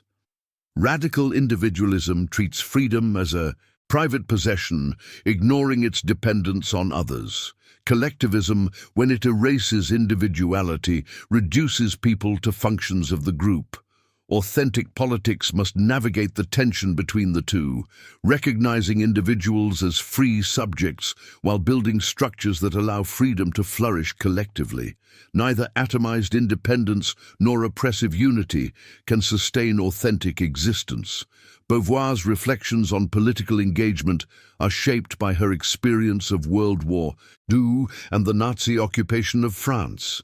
Under occupation, she saw how quickly freedoms could be stripped away and how moral choices became inseparable from political ones. To collaborate with the regime was not merely a private decision, but a betrayal of freedom itself.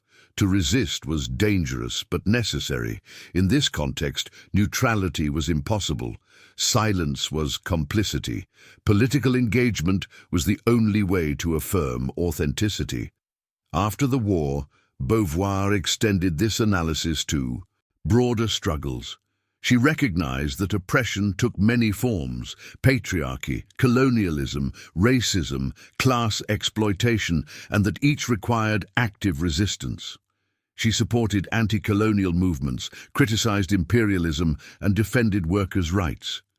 For her, feminism was inseparable from these broader struggles, for the liberation of women could not be isolated from the liberation of humanity as a whole. The fight against oppression was universal, though always expressed in particular contexts. One of her most powerful contributions is her insistence that political engagement must embrace ambiguity.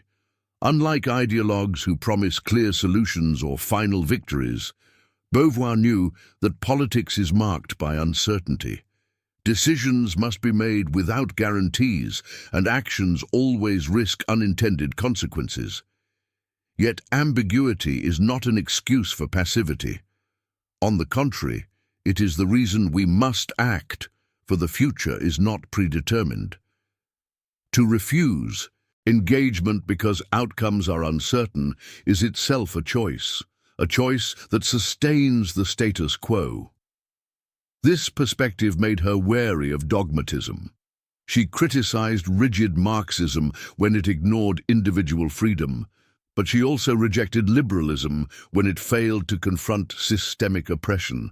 Her position was not easily categorized, for she sought to navigate between extremes. What mattered was not adherence to doctrine, but commitment to freedom. Every political strategy, every movement, every reform had to be judged by a single question: does it expand or restrict the freedom of human beings? For Beauvoir, engagement also meant personal risk. To challenge oppression is to expose oneself to criticism, hostility, and even danger. She accepted this as inevitable. Philosophy could not remain safe. It had to confront the world as it was. Authenticity demanded courage, the willingness to take responsibility without certainty of success. Political engagement was thus not only an ethical duty, but also an existential necessity, the lived expression of freedom in the public realm. Beauvoir's reflections on political engagement also highlight the dangers of indifference. To remain passive in the face of injustice is not neutrality, but complicity. The structures of oppression rely on the silence of those who benefit from them, as well as the resignation of those who suffer under them. Beauvoir insists that freedom cannot be preserved privately. It must be defended collectively. When injustice occurs, every individual is implicated, for each of us participates in the social world that sustains or challenges it. This insistence challenges the idea that philosophy can remain purely contemplative. For centuries, philosophers were often seen as detached observers, seeking eternal truths above the fray of politics. Beauvoir rejects this image. Philosophy, if it is to be authentic, must grapple with the world as it is, with its conflicts, oppressions, and struggles. Political engagement is not a corruption of philosophy, but its fulfillment. To ignore politics is to deny the very reality of freedom. Her own activism illustrates this conviction. She wrote passionately against colonialism, exposing how empires justified domination with myths of civilization and progress. She supported Algerian independence, even when it meant opposing French public opinion. She denounced racism in the United States, linking the oppression of African Americans to the broader struggle against exploitation and domination worldwide. These interventions were not separate from her philosophy, but expressions of it. For Beauvoir, the defense of freedom had no borders. She also recognized that engagement demanded solidarity. No individual could dismantle oppression alone. Collective action was essential. Yet solidarity itself had to be authentic, grounded in respect for others' freedom, rather than paternalism or control. To fight for liberation while imposing one's own agenda on others would be a contradiction. Authentic solidarity requires listening, humility, and the willingness to be transformed by the struggle. This insight shaped her understanding of feminism. Women's liberation, she argued, could not be achieved in isolation from broader social change, nor could it be imposed by abstract theory alone. It had to emerge from women's lived experiences, from their concrete struggles in workplaces, families, and communities. At the same time, it had to be linked to movements for economic justice, racial equality, and decolonization. For Beauvoir, feminism was not a separate issue, but a central dimension of the universal fight against oppression. Her analysis also reveals the ethical stakes of political engagement. Because freedom is ambiguous, political action always involves risk.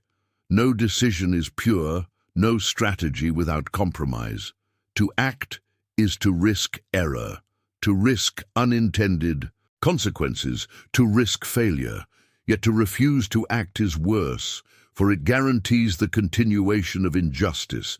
Authentic engagement means accepting this risk, shouldering responsibility without illusion of purity. Politics is never clean, but neither is inaction. This awareness made Beauvoir critical of purism, the attitude that refuses compromise in pursuit of absolute ideals. Purism, she argued, often masks a refusal to engage, an escape into moral superiority that leaves oppression intact. True commitment accepts the imperfection of political life, working within ambiguity to expand freedom as much as possible. The measure of authenticity is not whether we achieve perfection, but whether we take responsibility for acting in the world as it is. Beauvoir also rejected despair, the claim that oppression is inevitable and resistance futile. Despair, like purism, is a form of bad faith, a refusal to acknowledge freedom. History demonstrates that structures of domination, no matter how powerful, are never eternal. They depend on myths, institutions, and complicity, all of which can be challenged. To give in to despair is to abandon responsibility. To engage politically is to affirm the possibility of transformation, however uncertain. In this sense, Beauvoir's vision of political engagement is deeply hopeful, though never naive. She knew that victories are fragile, that gains can be reversed, that oppression adapts in new forms. But she also knew that freedom is irrepressible, that resistance is always possible, that history remains open. To engage politically is to participate in this openness, to shape the future through action, even when the outcome cannot be predicted. At the heart of Beauvoir's understanding of political engagement lies a vision of responsibility that extends beyond the self. Because freedom is interdependent, no one can claim to be free while others remain oppressed. Authentic existence requires not only affirming one's own projects, but also creating conditions in which others can pursue theirs. Politics, therefore, is not a distraction from personal freedom, but its necessary extension. To refuse engagement is to live in contradiction, benefiting from freedoms sustained by the struggles of others while refusing to share in their defense. This vision also sheds light on Beauvoir's conception of intellectual responsibility. As a writer and philosopher, she recognized the power of words to shape consciousness and mobilize action. Myths, ideologies, and cultural narratives sustain oppression. They can also be dismantled by critique and reimagined by new stories. For Beauvoir, writing was not a private exercise, but a political act, an intervention in the world. To publish was to take a stand, to risk misunderstanding and opposition, but also to open new possibilities for recognition and freedom. Her commitment to engagement was tested repeatedly. During the Algerian War of Independence, she faced accusations of betrayal for opposing French colonialism. When she spoke out against sexism, she was dismissed as radical or unnatural. Yet she accepted these risks as part of authenticity. To seek safety by remaining silent would have been to deny responsibility. Political engagement demanded courage not only on the battlefield or in the streets, but also in the realm of ideas, where entrenched myths could be as powerful as armies. Beauvoir also emphasized the importance of collective memory in political struggle. Oppression thrives on forgetfulness, on the erasure of past injustices and resistances. By recovering and retelling these histories, individuals and movements can sustain hope and solidarity.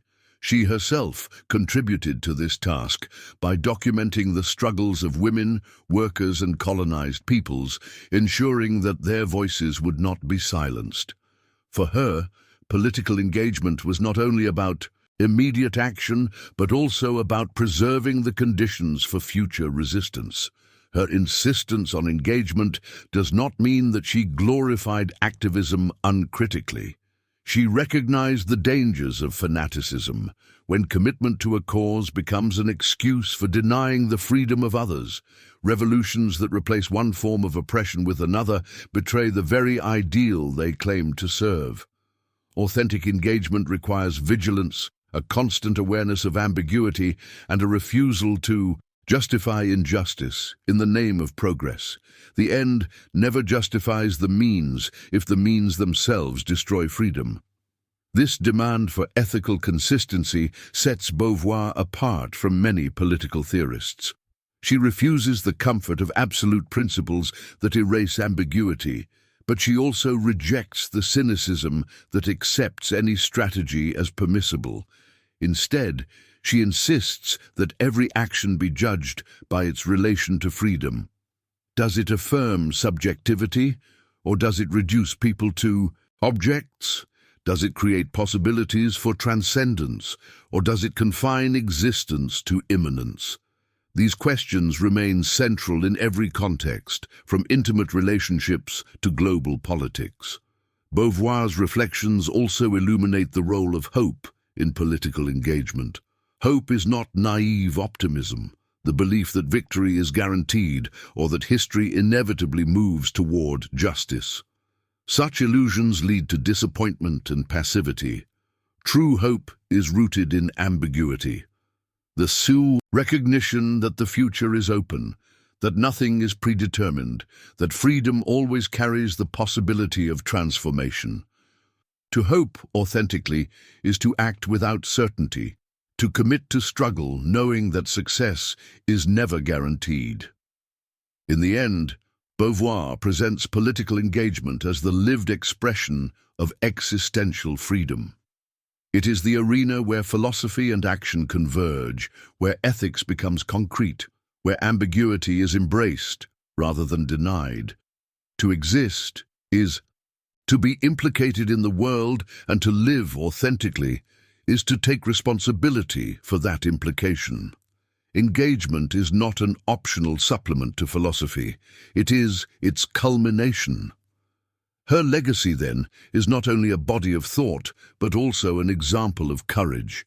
She showed that philosophy can be rigorous without being detached, that activism can be passionate without abandoning reflection, that freedom can be affirmed even in the darkest conditions. Political engagement for Beauvoir is the task of every generation, for oppression never disappears entirely and freedom is never fully secure. The struggle is endless, but it is also what makes existence meaningful. Simone de Beauvoir's reflections on old age and mortality emerge from the same existential framework that shaped all her philosophy, the insistence on ambiguity, freedom, and the refusal of illusions. Just as she challenged myths about femininity, she also confronted myths about aging and death. In her book, La Vieillesse, The Coming of Age, she exposes how societies marginalize the elderly, reducing them to stereotypes of decline, uselessness, or wisdom divorced from agency.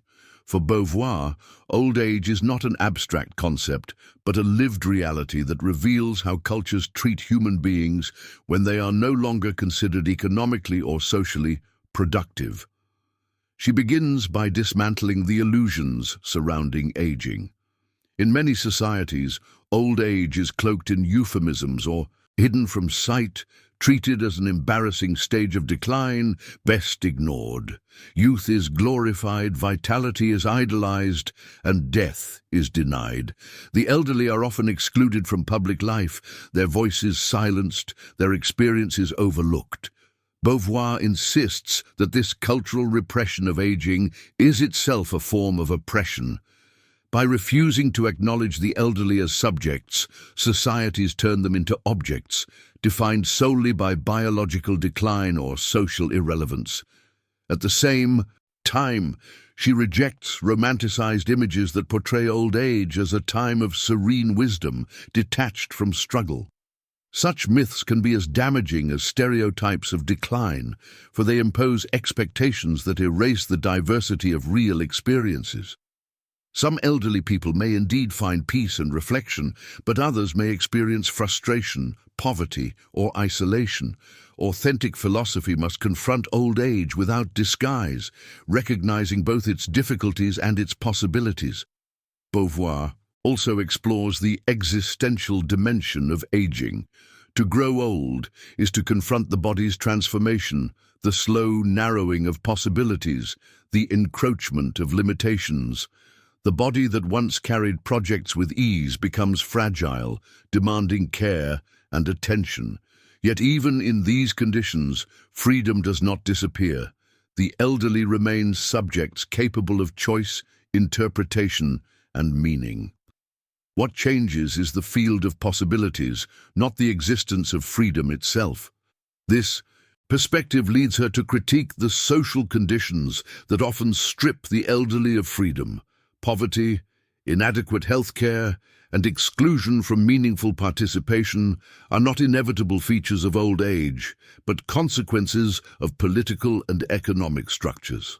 In societies that value individuals only for their productivity, the elderly are discarded once they no longer serve economic functions. Beauvoir denounces this as a betrayal of human dignity. Old age should not be a sentence to invisibility, but a stage of life where freedom continues to find expression. Her reflections are not abstract, but deeply personal. Beauvoir experienced the aging and death of her parents, particularly her mother's decline, which she wrote about in A Very Easy Death. In that work, she confronts the raw reality of mortality, the hospital rooms, the indignities of illness, the mixture of tenderness and pain. She refuses to sentimentalize or disguise these experiences. Death, she insists, is not noble or romantic, but a fact that reveals the fragility of existence. Yet even in its harshness, it can be met with honesty, courage, and love. Beauvoir also links aging to her central theme of ambiguity. Old age reveals most starkly the tension between freedom and limitation. The body weakens, possibilities diminish, dependence increases, yet subjectivity persists. The elderly are still capable of projects, though often smaller, slower, or more reflective. To treat them as if they were already dead is to deny their subjectivity. Authentic recognition requires acknowledging both their limitations and their freedom, refusing to reduce them to either. Her philosophy of mortality extends this logic. Death is the ultimate limit, the moment when all projects cease. It is inevitable, absolute, and beyond our control. Yet its inevitability does not negate freedom.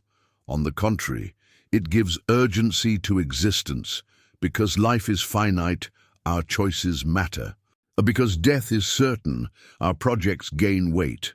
To live authentically is not to deny death, but to integrate it into existence, to act with the awareness that time is limited. In this way, Beauvoir resists both denial and despair. Denial disguises death with illusions of immortality or promises of afterlife, while despair treats mortality as meaningless. She rejects both. Mortality, she argues, is not an absurd accident, but part of the human condition. To face it honestly is to embrace existence fully, to recognize that meaning arises not in spite of death, but because of it. Beauvoir's critique of how society treats the elderly is not only descriptive but deeply political. She argues that the marginalization of older people reflects a broader system of values in which human worth is measured by productivity, beauty, or social power. Once individuals fall outside these categories, they are cast aside, rendered invisible. This exclusion, she insists, is not inevitable but constructed. Different cultures treat aging differently, and their attitudes reveal what they truly value. In consumer-driven societies, where youth is idolized and productivity defines identity, old age becomes almost a scandal. She points out that this invisibility is a form of oppression. The elderly are spoken about but rarely listened to, cared for but rarely recognized as subjects with their own voices and desires. They may be treated with politeness or even reverence, but often in ways that conceal their exclusion from genuine participation. A polite dismissal, Beauvoir observes, can be more alienating than outright hostility, because it cloaks neglect in gestures of respect.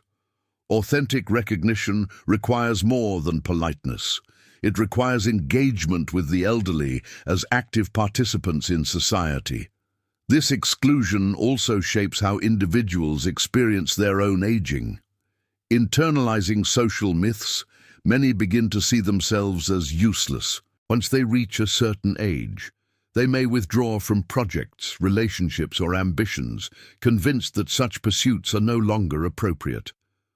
Beauvoir insists that this internalized oppression is one of the greatest tragedies of aging, for it transforms a stage of life into a self-fulfilling prophecy of decline. By denying their own freedom, the elderly risk living in bad faith, surrendering to roles imposed by society rather than exploring new possibilities. At the same time, she acknowledges the real challenges of aging. To grow old is not merely to face prejudice, but also to confront genuine physical decline. Illness, pain, and dependence can limit freedom in ways that no philosophy can erase. Yet Beauvoir refuses to reduce old age to these difficulties alone. Freedom remains, even in constrained circumstances, and it can be expressed through new forms of creativity, reflection, or solidarity. The challenge is to create conditions that support rather than stifle these possibilities. Her reflections extend to the question of mortality itself. Death, Beauvoir argues, is both a universal certainty and an individual mystery. We all know that we will die, but each person faces death in their own way. Philosophy, religion, and art have long tried to tame death by imagining immortality, reincarnation, or cosmic meaning. Beauvoir respects the power of these responses, but insists that they often disguise the reality of mortality. To face death authentically means refusing these consolations, confronting its finality without illusions. Yet she does not equate this confrontation with despair. On the contrary, acknowledging death as final makes life more precious. Every moment, every choice, every relationship gains intensity when we recognize that time is finite. This awareness does not diminish freedom but heightens it. To live with death in view is to live with urgency, to act knowing that opportunities will not return, to love without postponement, to commit without waiting for guarantees. Her account of her mother's death in A Very Easy Death illustrates this attitude. She describes the raw details of illness, the indignities of medical treatment, the mixture of compassion and helplessness experienced by loved ones. There is no attempt to soften the experience with romantic illusions. Yet within this confrontation lies a deep humanity, the recognition that caring for the dying, bearing witness to their final days, is itself an affirmation of meaning. Death is inevitable, but the way we live with it and accompany others through it can express authenticity. Beauvoir also emphasizes that mortality binds us together. Because we are all destined to die, we share a common vulnerability that should inspire solidarity rather than denial. Societies that repress death by hiding it in hospitals or euphemisms not only deprive individuals of honest confrontation, but also weaken bonds of empathy. By contrast, cultures that acknowledge mortality openly can cultivate deeper respect for life and for one another. Through this lens, Beauvoir shows that old age and death are not separate from freedom, but part of its very structure. To live authentically is not to flee from these realities, but to integrate them into existence. Old age reveals the limits of the body, but it also reveals the persistence of subjectivity. Death ends projects, but it also gives them urgency. Far from undermining freedom, aging and mortality make it meaningful. In confronting old age and mortality, Beauvoir also challenges us to rethink what it means to value human life. Too often, societies place worth in productivity, beauty, or youth, treating people as disposable once they no longer embody these ideals. She exposes this as a profound injustice, arguing that human dignity does not diminish with age. The elderly are not relics of the past, but living subjects who continue to create meaning, even within narrower horizons. Authentic recognition demands that we see them as such, resisting cultural narratives that reduce them to burdens. This perspective requires reimagining the structures that shape aging. If old age is often experienced as decline and isolation, Beauvoir insists, it is not because decline is inevitable, but because societies have failed to integrate the elderly meaningfully.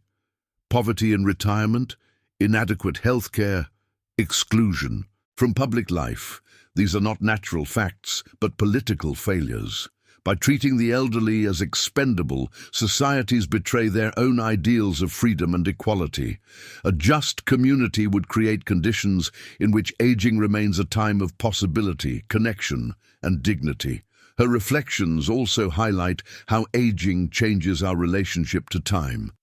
In youth, the future seems infinite. Projects stretch endlessly ahead. In old age, the horizon narrows, and the weight of the past becomes more present.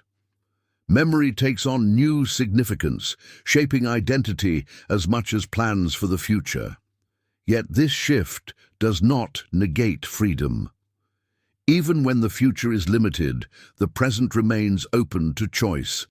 The elderly may create meaning not through grand projects but through reflection, storytelling, mentorship, or simply the daily practice of living with integrity. Mortality deepens this awareness. The knowledge of death forces us to confront the finitude of existence, to recognize that every life is bounded. For some, this knowledge provokes fear or denial. For Beauvoir, it provokes responsibility. Because time is finite, we cannot postpone living authentically. Because death is certain, we must affirm life without illusions. The confrontation with mortality thus sharpens the urgency of freedom, reminding us that existence is precious precisely because it ends. Beauvoir's insistence on facing death honestly also has ethical implications. To deny or disguise mortality is to deny part of the human condition, leaving individuals unprepared for its reality. By contrast, to acknowledge death openly can cultivate compassion, humility, and solidarity. It reminds us that vulnerability is universal, that no one is exempt from loss, that our shared finitude binds us together. Mortality, far from isolating us, reveals our common humanity. Her reflections culminate in a paradox. Death, which ends freedom, also gives it meaning. If life were endless, choices would lose urgency, commitments would lack weight, and existence would drift into repetition. It is finitude that makes freedom real, that gives our project seriousness, that makes love and solidarity urgent. To exist authentically is to live with death in view, not as a source of despair, but as the horizon that gives shape to life. Beauvoir's later writings embody this attitude. She faced her own aging with honesty, writing about its difficulties without resignation or disguise. She acknowledged the pain of decline, the frustration of diminished capacity, but she also continued to write, to act, to engage. Her example demonstrates that freedom persists even in limitation, that authenticity remains possible even in the final stages of life. She did not deny mortality. She lived with it, using it as a lens through which to affirm meaning. In the end, Beauvoir transforms old age and death from taboos into philosophical touchstones. They are not interruptions of existence, but revelations of its deepest truth, that freedom is finite, that subjectivity persists in limitation, that meaning is created in time. To live authentically is not to escape these realities, but to embrace them, to weave them into the fabric of life.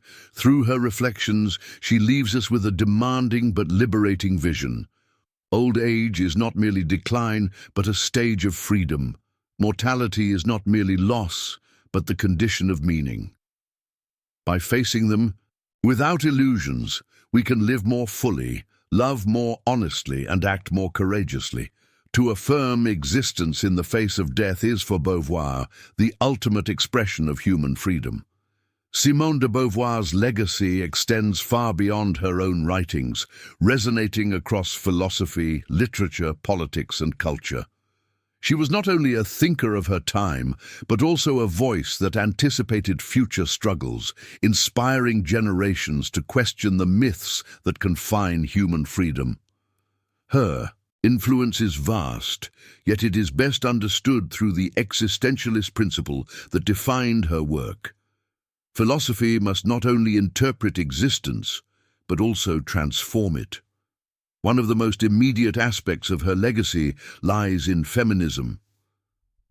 The Second Sex, published in 1949, was a revolutionary text that reframed the question of women's oppression as both historical and existential. By declaring that one is not born, but rather becomes, a woman, Beauvoir dismantled essentialist views of femininity, showing that gender is not destiny but construction.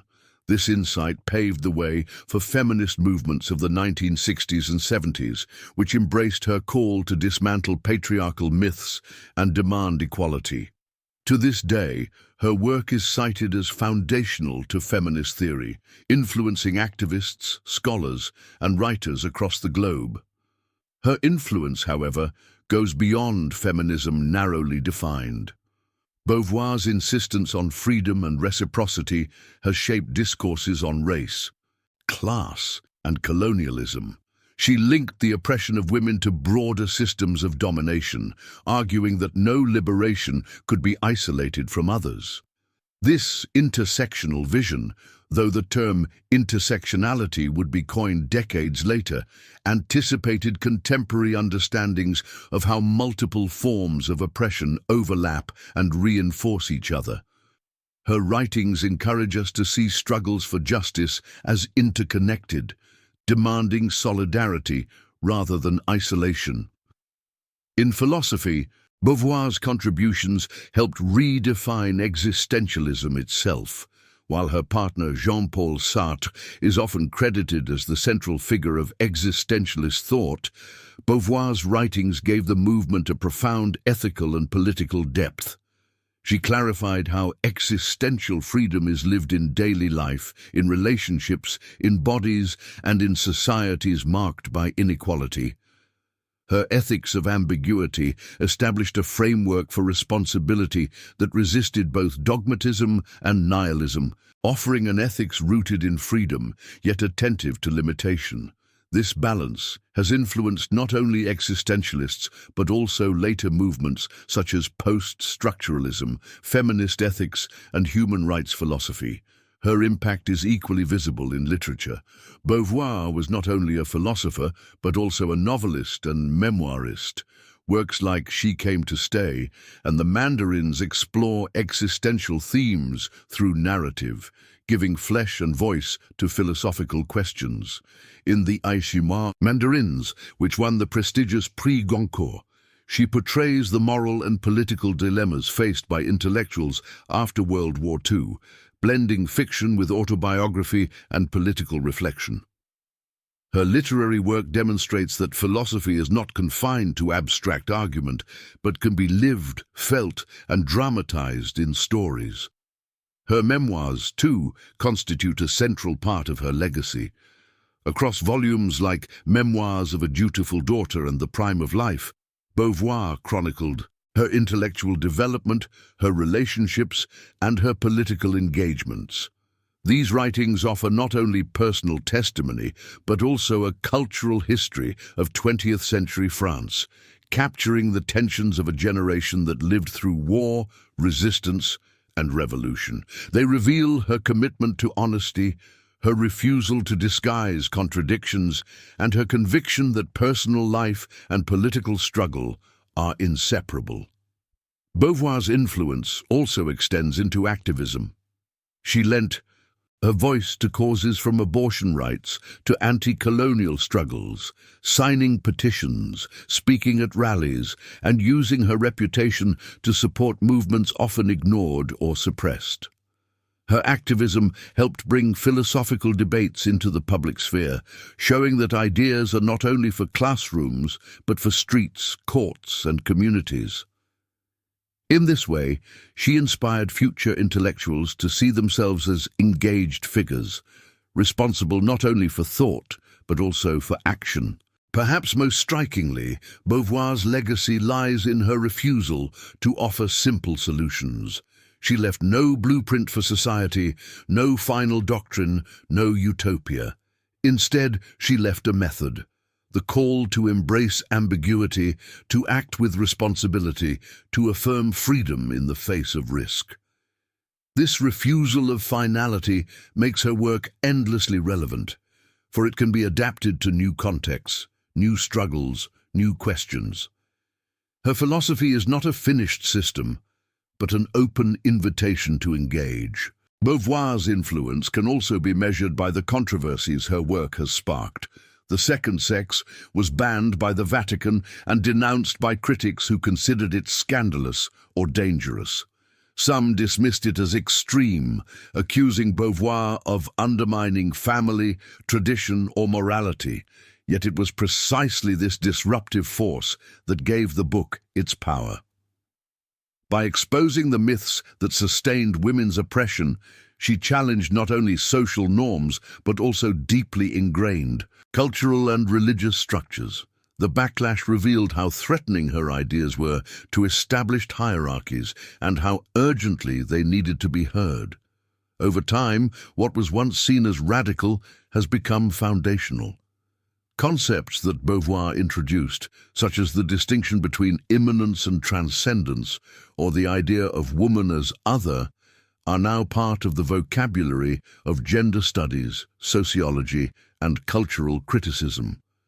Generations of thinkers, from Judith Butler to Bell Hooks, have built upon her insights, sometimes critiquing and reworking them, but always acknowledging their foundational role.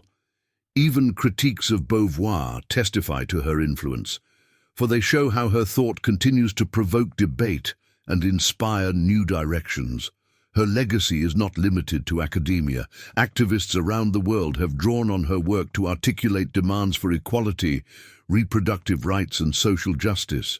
In Latin America, feminist movements cited the second sex as a rallying point for challenging traditional roles.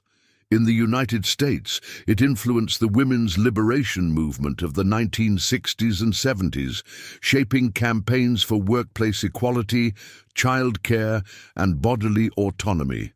In Europe, her ideas contributed to the broader wave of protests in 1968, where students and workers alike challenged hierarchies of power. Across continents, Beauvoir's voice became part of a global conversation about liberation. She also left an imprint on cultural production, on film, theatre, and art. Directors and writers adapted her works, dramatized her themes, or used her philosophy as inspiration for new forms of storytelling. Her life itself became a subject of fascination, with biographies, documentaries, and novels exploring her partnership with Sartre, her political commitments, and her intellectual struggles. Even when sensationalized, these portrayals reflect the enduring fascination she commands as both thinker and public figure. One striking aspect of Beauvoir's influence is her model of the engaged intellectual. She rejected the ivory tower separation of thought from life, insisting that philosophers must respond to the crises of their time. This model inspired others to see intellectual work as inseparable from activism.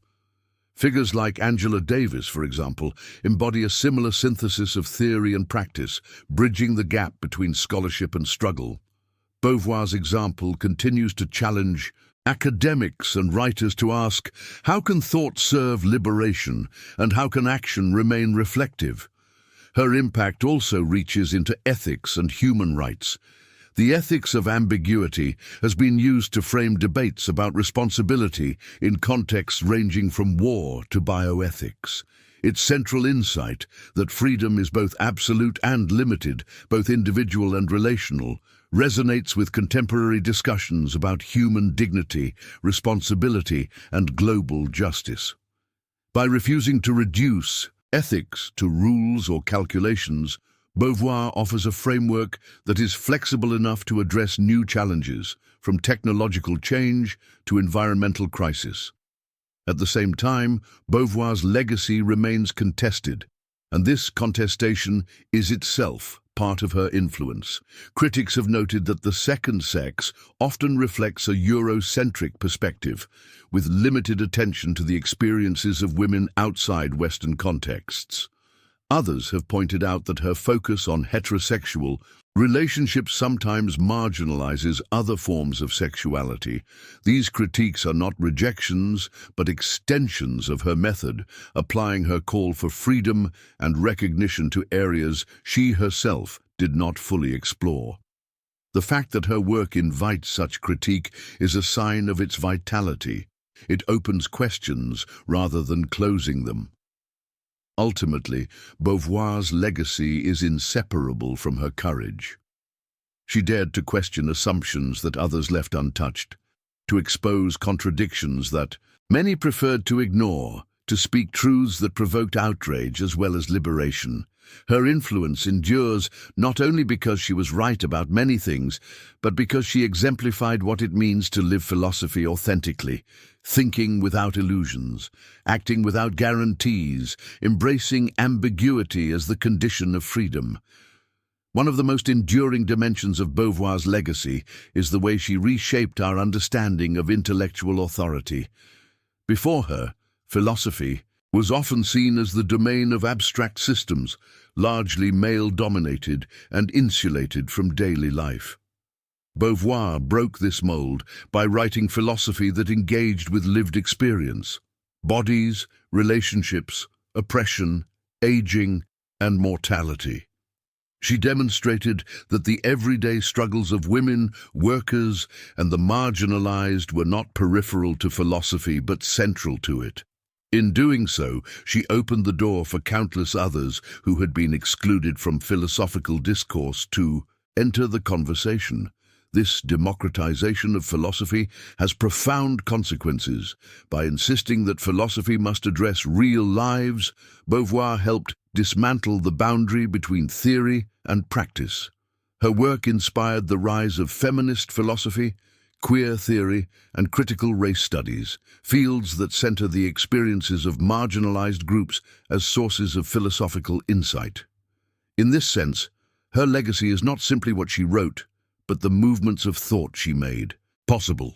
Her influence also persists in public debates about freedom, responsibility, and justice.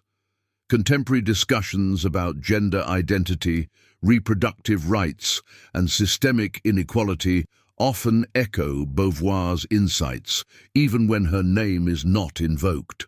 Her critique of myths that define women as passive or secondary continues to resonate in conversations about media, politics, and education. Every time a stereotype is challenged, every time a social role is questioned, Beauvoir's voice can be heard in the background. Another striking aspect of her legacy is the model of partnership she embodied with Sartre.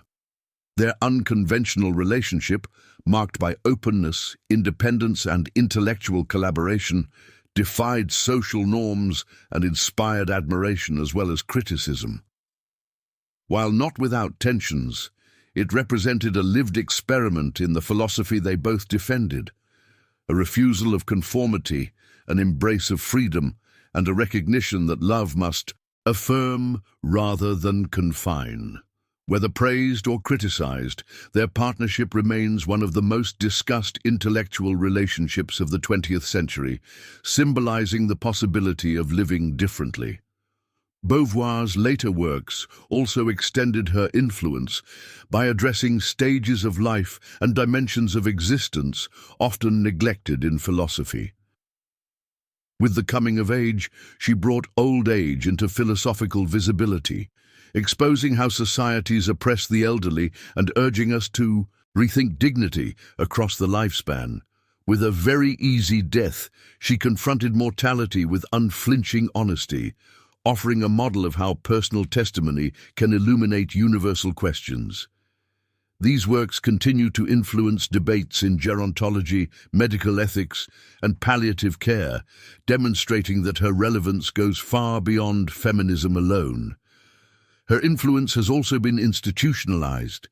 Universities around the world teach her texts in philosophy, gender studies, literature, and political science. Research centers and conferences bear her name, and new translations and editions of her work continue to appear.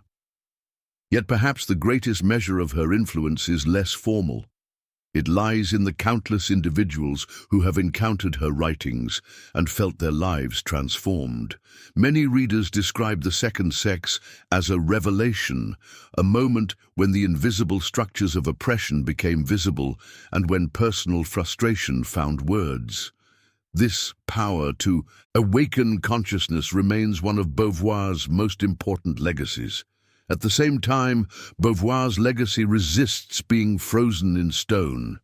She herself refused finality, and her thought demands continual reinterpretation. Each generation must read her anew, confronting her insights alongside her limitations, extending her vision into new struggles and contexts. In this way, her influence is not static, but dynamic, a living dialogue, rather than a finished monument. In the end, Simone de Beauvoir's legacy is twofold. She left behind a body of work that continues to shape philosophy, feminism, and culture. But more than that, she left an example of what it means to live authentically, to think without fear, to act with responsibility, to embrace freedom in the face of ambiguity. Her influence is not confined to books or classrooms, but lives on wherever people challenge myths, affirm dignity, and struggle for liberation. More than 3 decades after her death, Simone de Beauvoir's philosophy remains strikingly relevant. The world she analyzed, marked by gender inequality, political upheaval, and existential uncertainty, has changed in many ways.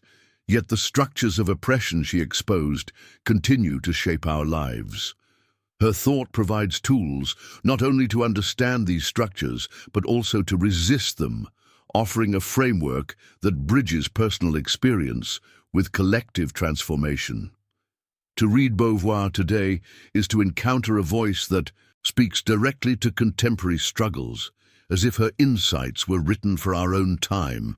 Perhaps nowhere is her relevance clearer than in ongoing debates about gender. Although legal barriers have been dismantled in many societies, women continue to face systemic inequalities in wages, representation, and bodily autonomy. The persistence of stereotypes about femininity, whether in advertising, politics, or popular culture, echoes the myths Beauvoir analyzed in The Second Sex. The idea that women are naturally nurturing, emotional, or dependent still shapes expectations, just as the myth of male rationality and independence sustains power hierarchies. By exposing gender as a construction rather than a destiny, Beauvoir equips us to challenge these myths wherever they appear. Her insights are especially resonant in contemporary discussions of gender identity and sexuality. Although Beauvoir herself did not anticipate the full range of today's debates, her declaration that one is not born, but rather becomes a woman, has been embraced by queer theorists and activists as a foundation for rethinking identity. The notion that identity is constructed rather than fixed opens space for diverse experiences of gender and sexuality, undermining essentialist claims that seek to impose rigid categories. Beauvoir's philosophy thus continues to empower those who resist normative definitions and demand recognition for their freedom to exist authentically. Her relevance also extends to global struggles for justice. Beauvoir linked the oppression of women to broader systems of domination, from colonialism to racism to economic exploitation. Today, movements like Black Lives Matter, climate justice activism, and campaigns for migrant rights echo her insistence that freedom is relational and that no group can be liberated in isolation. In a world where inequality is increasingly global, her call for solidarity across struggles is more urgent than ever. She reminds us that liberation must be collective, that freedom cannot thrive where others are denied it. Beauvoir's reflections on political engagement also retain their urgency. In an era marked by rising authoritarianism, populism, and disinformation, her insistence that neutrality is complicity speaks with renewed force. To withdraw from politics, she warns, is not to escape responsibility, but to sustain oppression. Her critique of purism and despair resonates in movements grappling with the complexities of reform and revolution. She reminds us that engagement is always ambiguous, never pure, but nonetheless necessary. To act without guarantees, to shoulder responsibility without illusions, remains the task of authentic politics. Her writings on aging and mortality, too, have contemporary resonance. As populations age worldwide, questions about dignity, healthcare, and the value of life become increasingly pressing. Societies that idolize youth often marginalize the elderly, treating them as burdens rather than subjects. Beauvoir's The Coming of Age exposes this exclusion, urging us to create conditions in which aging can be lived authentically. In a time of global debates about healthcare access and end-of-life care, her insistence on recognizing the elderly as subjects with freedom and dignity speaks with clarity. Beauvoir's thought also intersects with ecological concerns. Although she did not write explicitly about the environment, her philosophy of freedom and responsibility offers resources for addressing the climate crisis. To deny the consequences of our actions, to live as if resources were infinite, is a form of bad faith. Authentic existence demands recognition of limitation, interdependence, and the responsibility to act collectively. In this sense, her ethics of ambiguity can inform a philosophy of sustainability, where freedom is exercised not in domination over nature but in responsibility toward the fragile conditions of life. Finally, Beauvoir's example as an engaged intellectual remains a challenge for our time. In an age of polarized media, digital activism, and global crises, the temptation to retreat into cynicism or detachment is strong.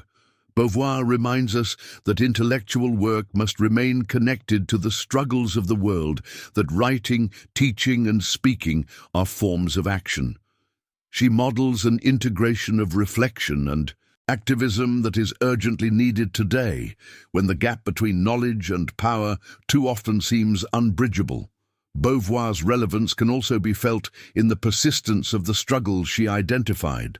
For example, the global debate over reproductive rights echoes her insistence that women's liberation depends on control over their own bodies. In The Second Sex, she analyzed how motherhood and reproduction were framed as a woman's destiny, confining her to immanence. Today, controversies over abortion, contraception, and reproductive technologies show how these issues remain contested. Beauvoir's demand for bodily autonomy continues to resonate wherever laws and cultural norms restrict women's freedom to decide their futures.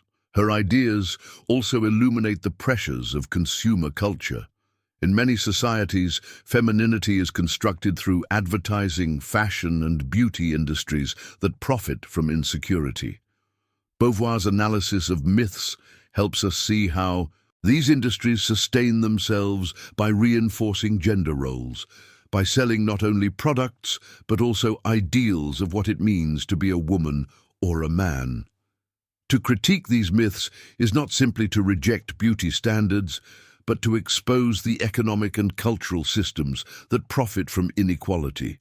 In this sense, Beauvoir remains a guide for navigating the complexities of identity in consumer societies. Her philosophy of ambiguity also offers resources for addressing the polarized politics of the present. Many contemporary debates are marked by demands for absolute certainty, purity, or simple solutions. Beauvoir reminds us that existence resists such clarity. Politics, relationships, and identities are ambiguous, full of tensions and contradictions. To deny this is to fall into bad faith, whether through dogmatism or despair. By embracing ambiguity, we can approach today's conflicts with humility, responsibility, and openness to complexity. This lesson is especially valuable in a digital era, where social media often amplifies simplistic narratives and polarizing slogans. Another area of contemporary relevance is the movement for LGBTQ+ rights. Although Beauvoir did not explicitly frame her philosophy in terms of queer liberation, her deconstruction of gender roles provides a foundation for it. By showing that femininity and masculinity are constructed rather than essential, she opened the door to rethinking sexuality and identity beyond binary and categories. Many queer theorists and activists have drawn on her insights to argue that freedom requires space for diverse expressions of love, desire, and identity.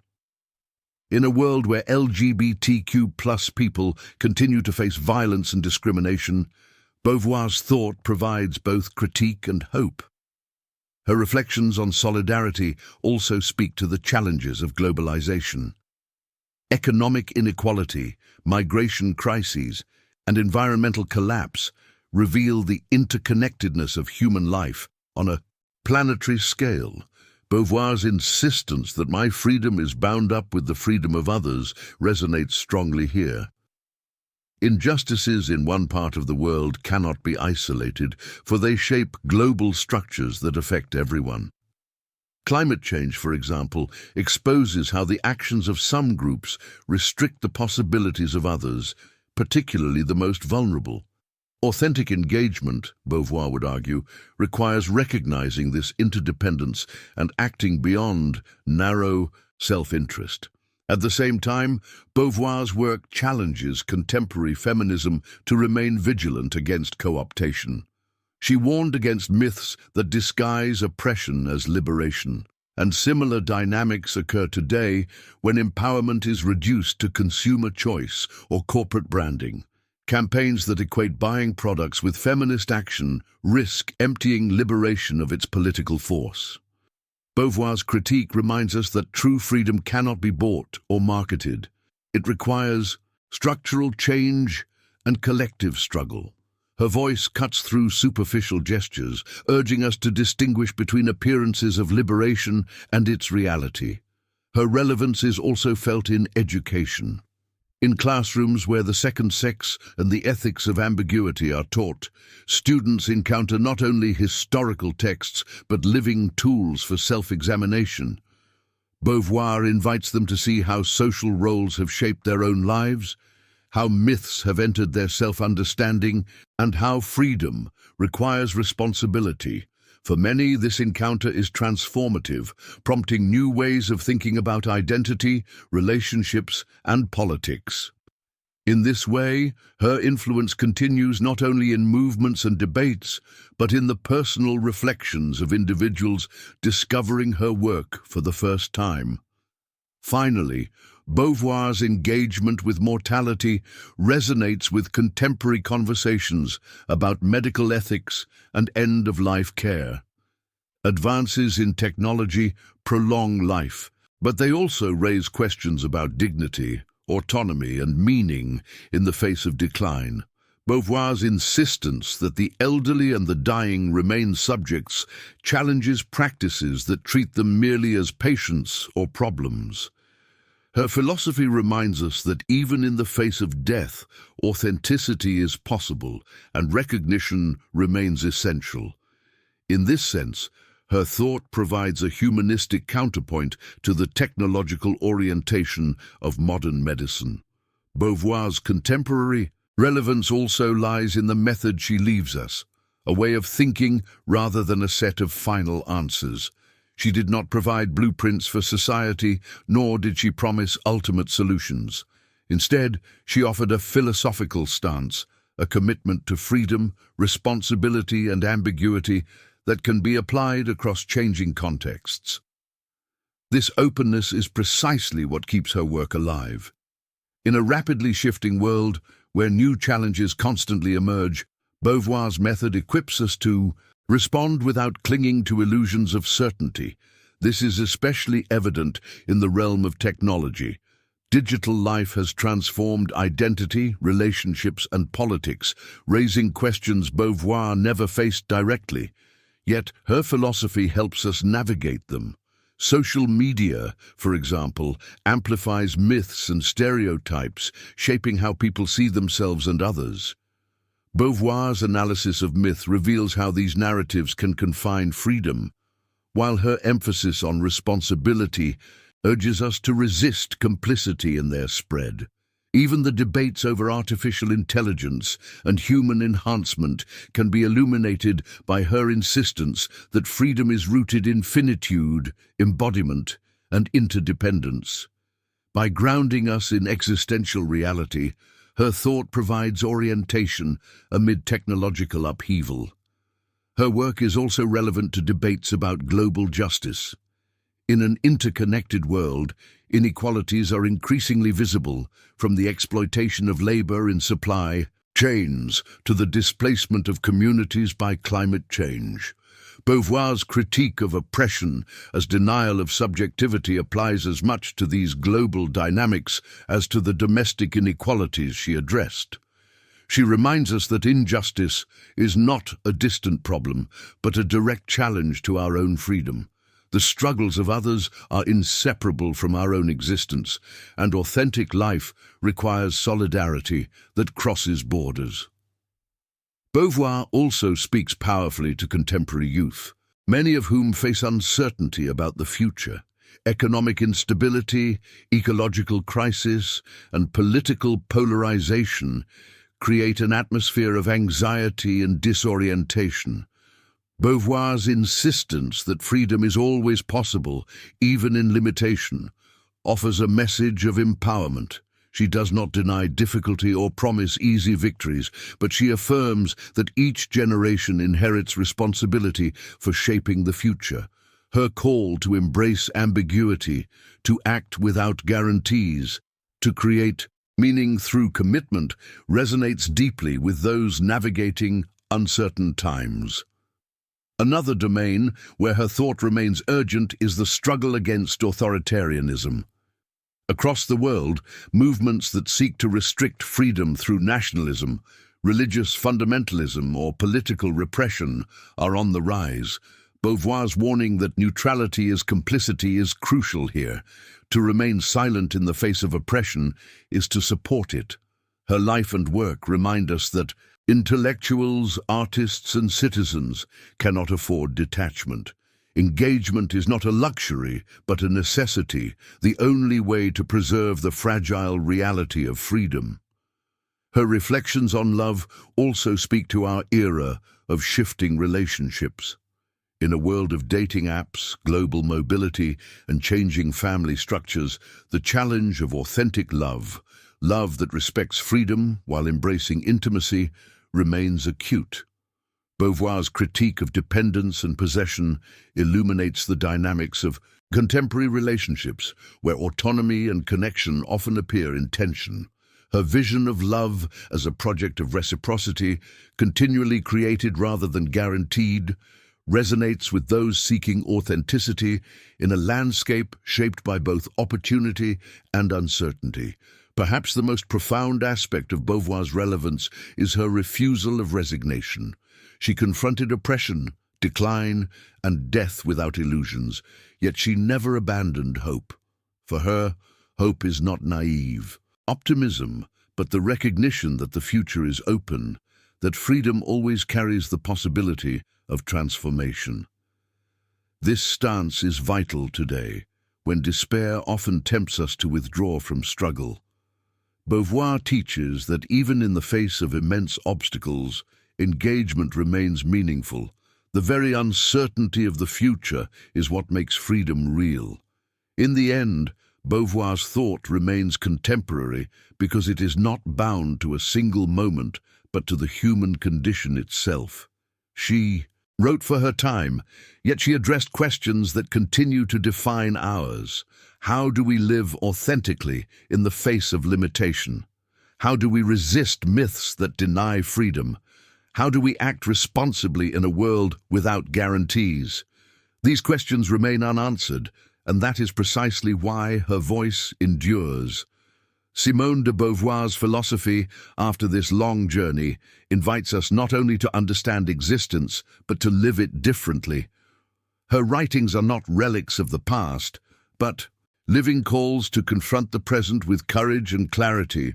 At every stage, whether analyzing myths of femininity, exploring the demands of political engagement, or reflecting on aging and death, she reminds us that freedom is both gift and task, both possibility and burden. To read her is to be unsettled, for she refuses comfort and certainty. Yet it is precisely this discomfort that opens the path to authenticity. The conclusion of her thought cannot be summarized as a system or doctrine. She left no commandments, no blueprint for society, no promise of ultimate redemption. Instead, she left us with a way of being in the world, an attitude that embraces ambiguity, affirms freedom, and refuses illusions. This method requires vigilance, for myths and oppressions are endlessly renewed. It demands responsibility, for freedom is meaningless unless it is exercised with regard for others. And it requires courage, for authenticity means acting without guarantees, choosing in the face of uncertainty, and accepting the risks of existence. Beauvoir's philosophy thus returns responsibility to each of us. It cannot be outsourced to tradition, institutions, or ideology. We cannot wait for history to deliver liberation, nor for others to define meaning on our behalf. Each person must confront the ambiguity of their own existence, refusing bad faith and affirming freedom. Yet this responsibility is not solitary. My freedom is bound to the freedom of others, and authentic life requires solidarity. To live authentically is to act not only for oneself, but for a world in which others can also flourish. This insight leads directly to action. Philosophy, for Beauvoir, is not a retreat into contemplation, but a call to engagement. The question is not whether we will act, but how we will act, and with what sense of responsibility. Every choice, every word, every silence contributes to the structures that either sustain oppression or resist it. Neutrality is an illusion, for even passivity reinforces the status quo.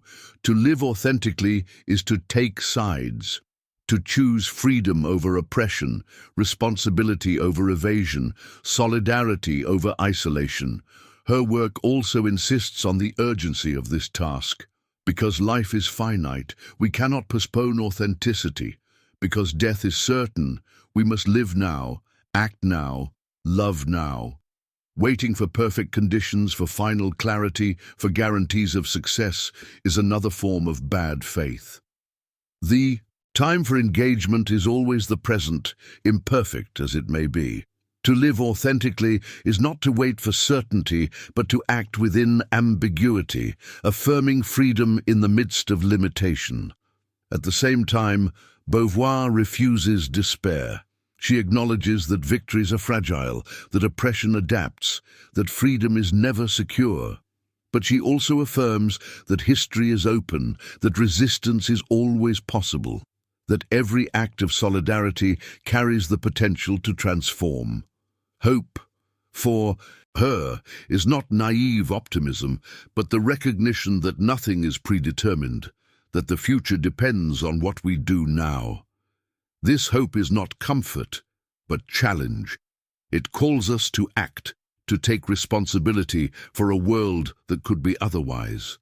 In this sense, Beauvoir's philosophy is both unsettling and liberating. It strips away illusions, but in doing so it reveals the depth of our freedom. It denies guarantees, but in doing so it grants us responsibility. It confronts death, but in doing so it makes life precious. To live by her insights is to accept risk, embrace ambiguity, and act with courage. It is to see existence not as a given, but as a project, not as a destiny, but as a creation. To draw Beauvoir's philosophy into our own time is to recognize its demand for vigilance. Myths are never defeated once and for all. They return in new forms, reshaped by culture, technology, and politics. In Beauvoir's day, myths confined women to domestic roles and justified colonial domination. Today, myths appear in glossy advertisements, political rhetoric, and digital platforms, shaping how people imagine themselves and others. To resist them requires critical awareness, the courage to question what is presented as natural or inevitable, and the imagination to envision alternatives. Beauvoir's method equips us for this work. A continual unmasking of illusions, a refusal to accept what is given as destiny. This vigilance must be joined with solidarity. Beauvoir teaches us that liberation is never isolated. The struggle for women's freedom cannot be separated from the struggle against racism, class exploitation, or ecological destruction. Each form of oppression is a denial of subjectivity, and each diminishes the possibility of authentic existence for all. To act for one's own freedom while ignoring the oppression of others is to fall into contradiction.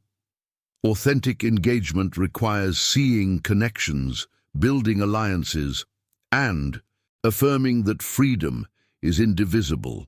Such solidarity is not abstract but concrete. It is expressed in daily choices, whose voices we listen to, whose struggles we support, whose dignity we affirm. It is expressed in political action, in joining movements that resist oppression and create possibilities for change. It is expressed in relationships, in refusing to reduce others to objects of possession or utility, and instead affirming them as subjects with freedom. Beauvoir challenges us to embody solidarity not only in theory but in lived practice. She also reminds us that authenticity requires creativity. Freedom is not merely the rejection of constraints, but the creation of new possibilities. To live authentically is to invent, to imagine, to construct ways of being that resist repetition of oppressive patterns. Beauvoir herself exemplified this creativity in her writing, blending philosophy, literature, and memoir into forms that express thought in new voices. She invites us to do the same, to use our own talents, whether artistic, intellectual, or practical, as tools for liberation. Creativity is not luxury. It is essential to resisting oppression, for it opens horizons beyond what is given. Engagement, for Beauvoir, also demands courage. To act in ambiguity is to risk failure, misunderstanding, and opposition. Authentic life cannot be lived without this risk. Beauvoir herself endured hostility, censorship, and dismissal, yet she refused. Silence. Her example shows that courage is not the absence of fear, but the decision to act despite it.